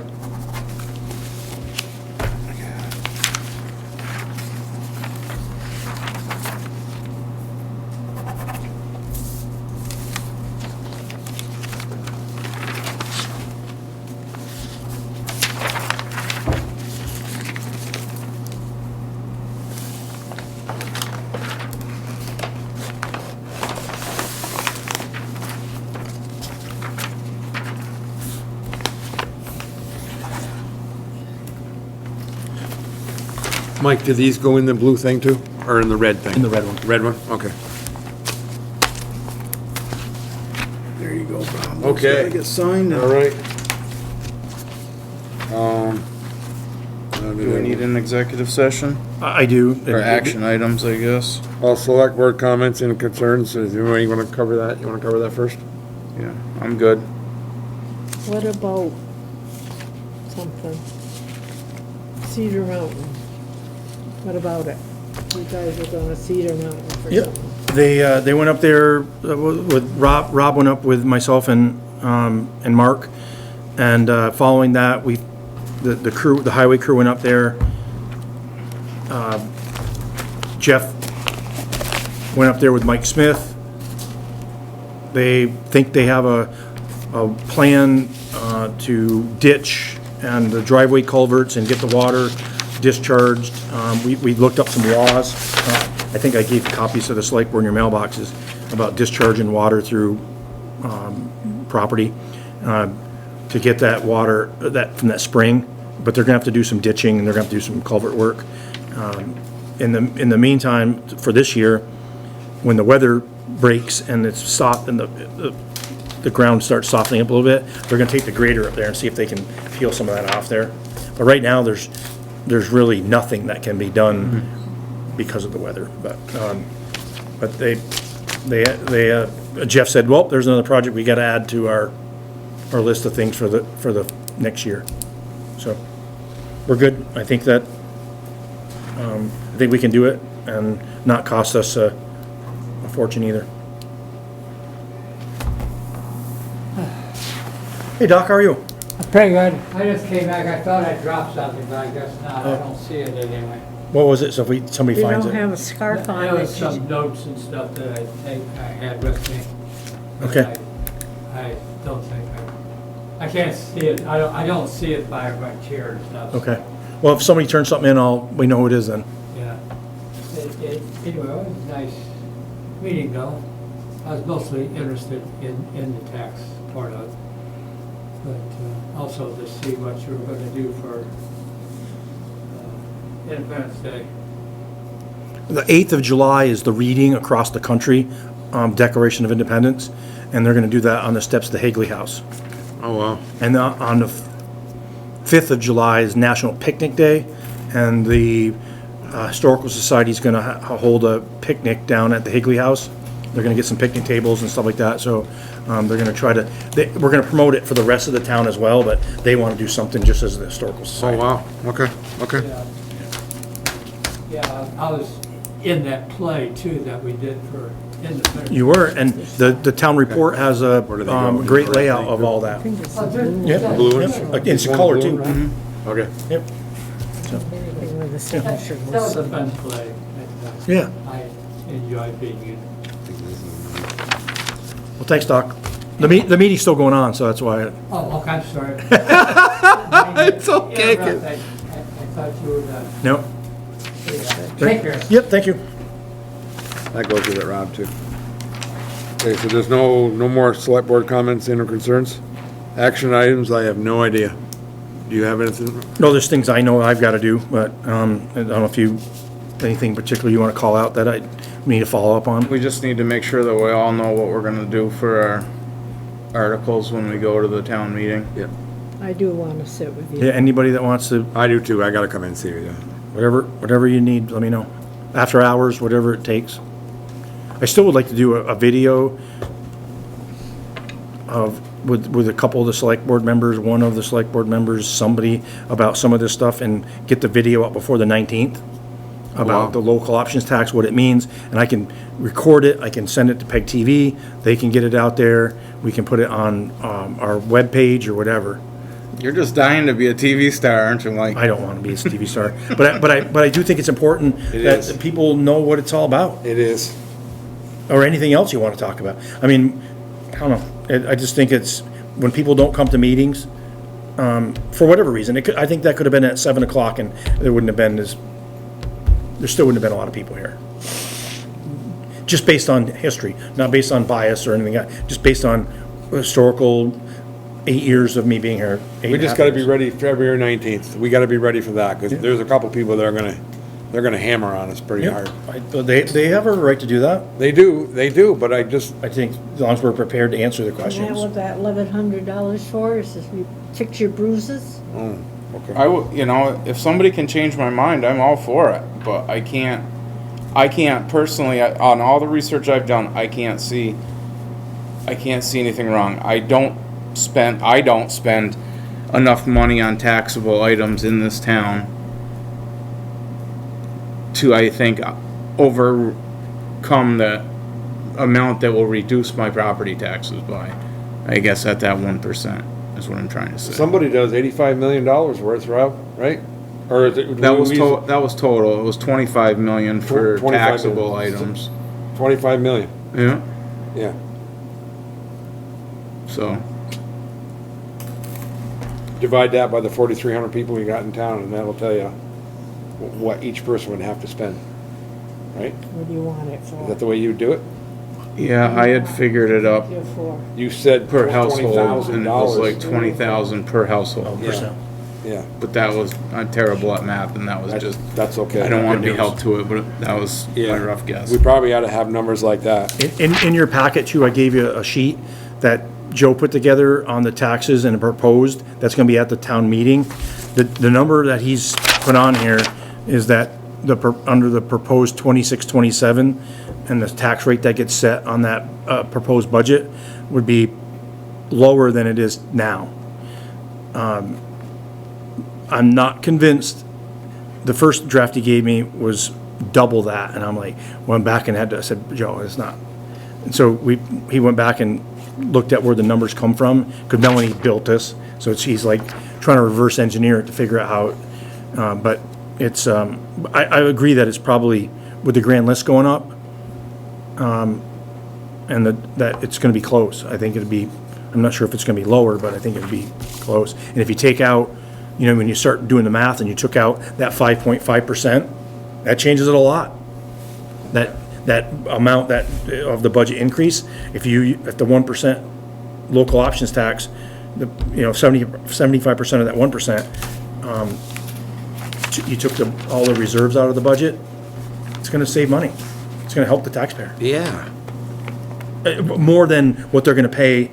I'm gonna pay less in sales tax than I would, or I'm not gonna pay more in sales tax than my savings of the budget going down and reducing the budget by 5.5%. I did that math, so, based on what I spent. But that's one person. We ready for executive session? I believe so. What do you need it on, Mike? Personnel, please. I move to find that premature general public knowledge regarding the personnel matter at hand would put the board in substantial disadvantage because of the sensitive nature of the personnel situation. Second. All those in favor? Aye. Aye. I move that we enter executive session to discuss the personnel matter under the provisions of Title I, Section 313A1A of the Vermont statutes. Second. All those in favor? Aye. Aye. And what time is it? 10:20. To include the town manager. To include the town manager and the select board.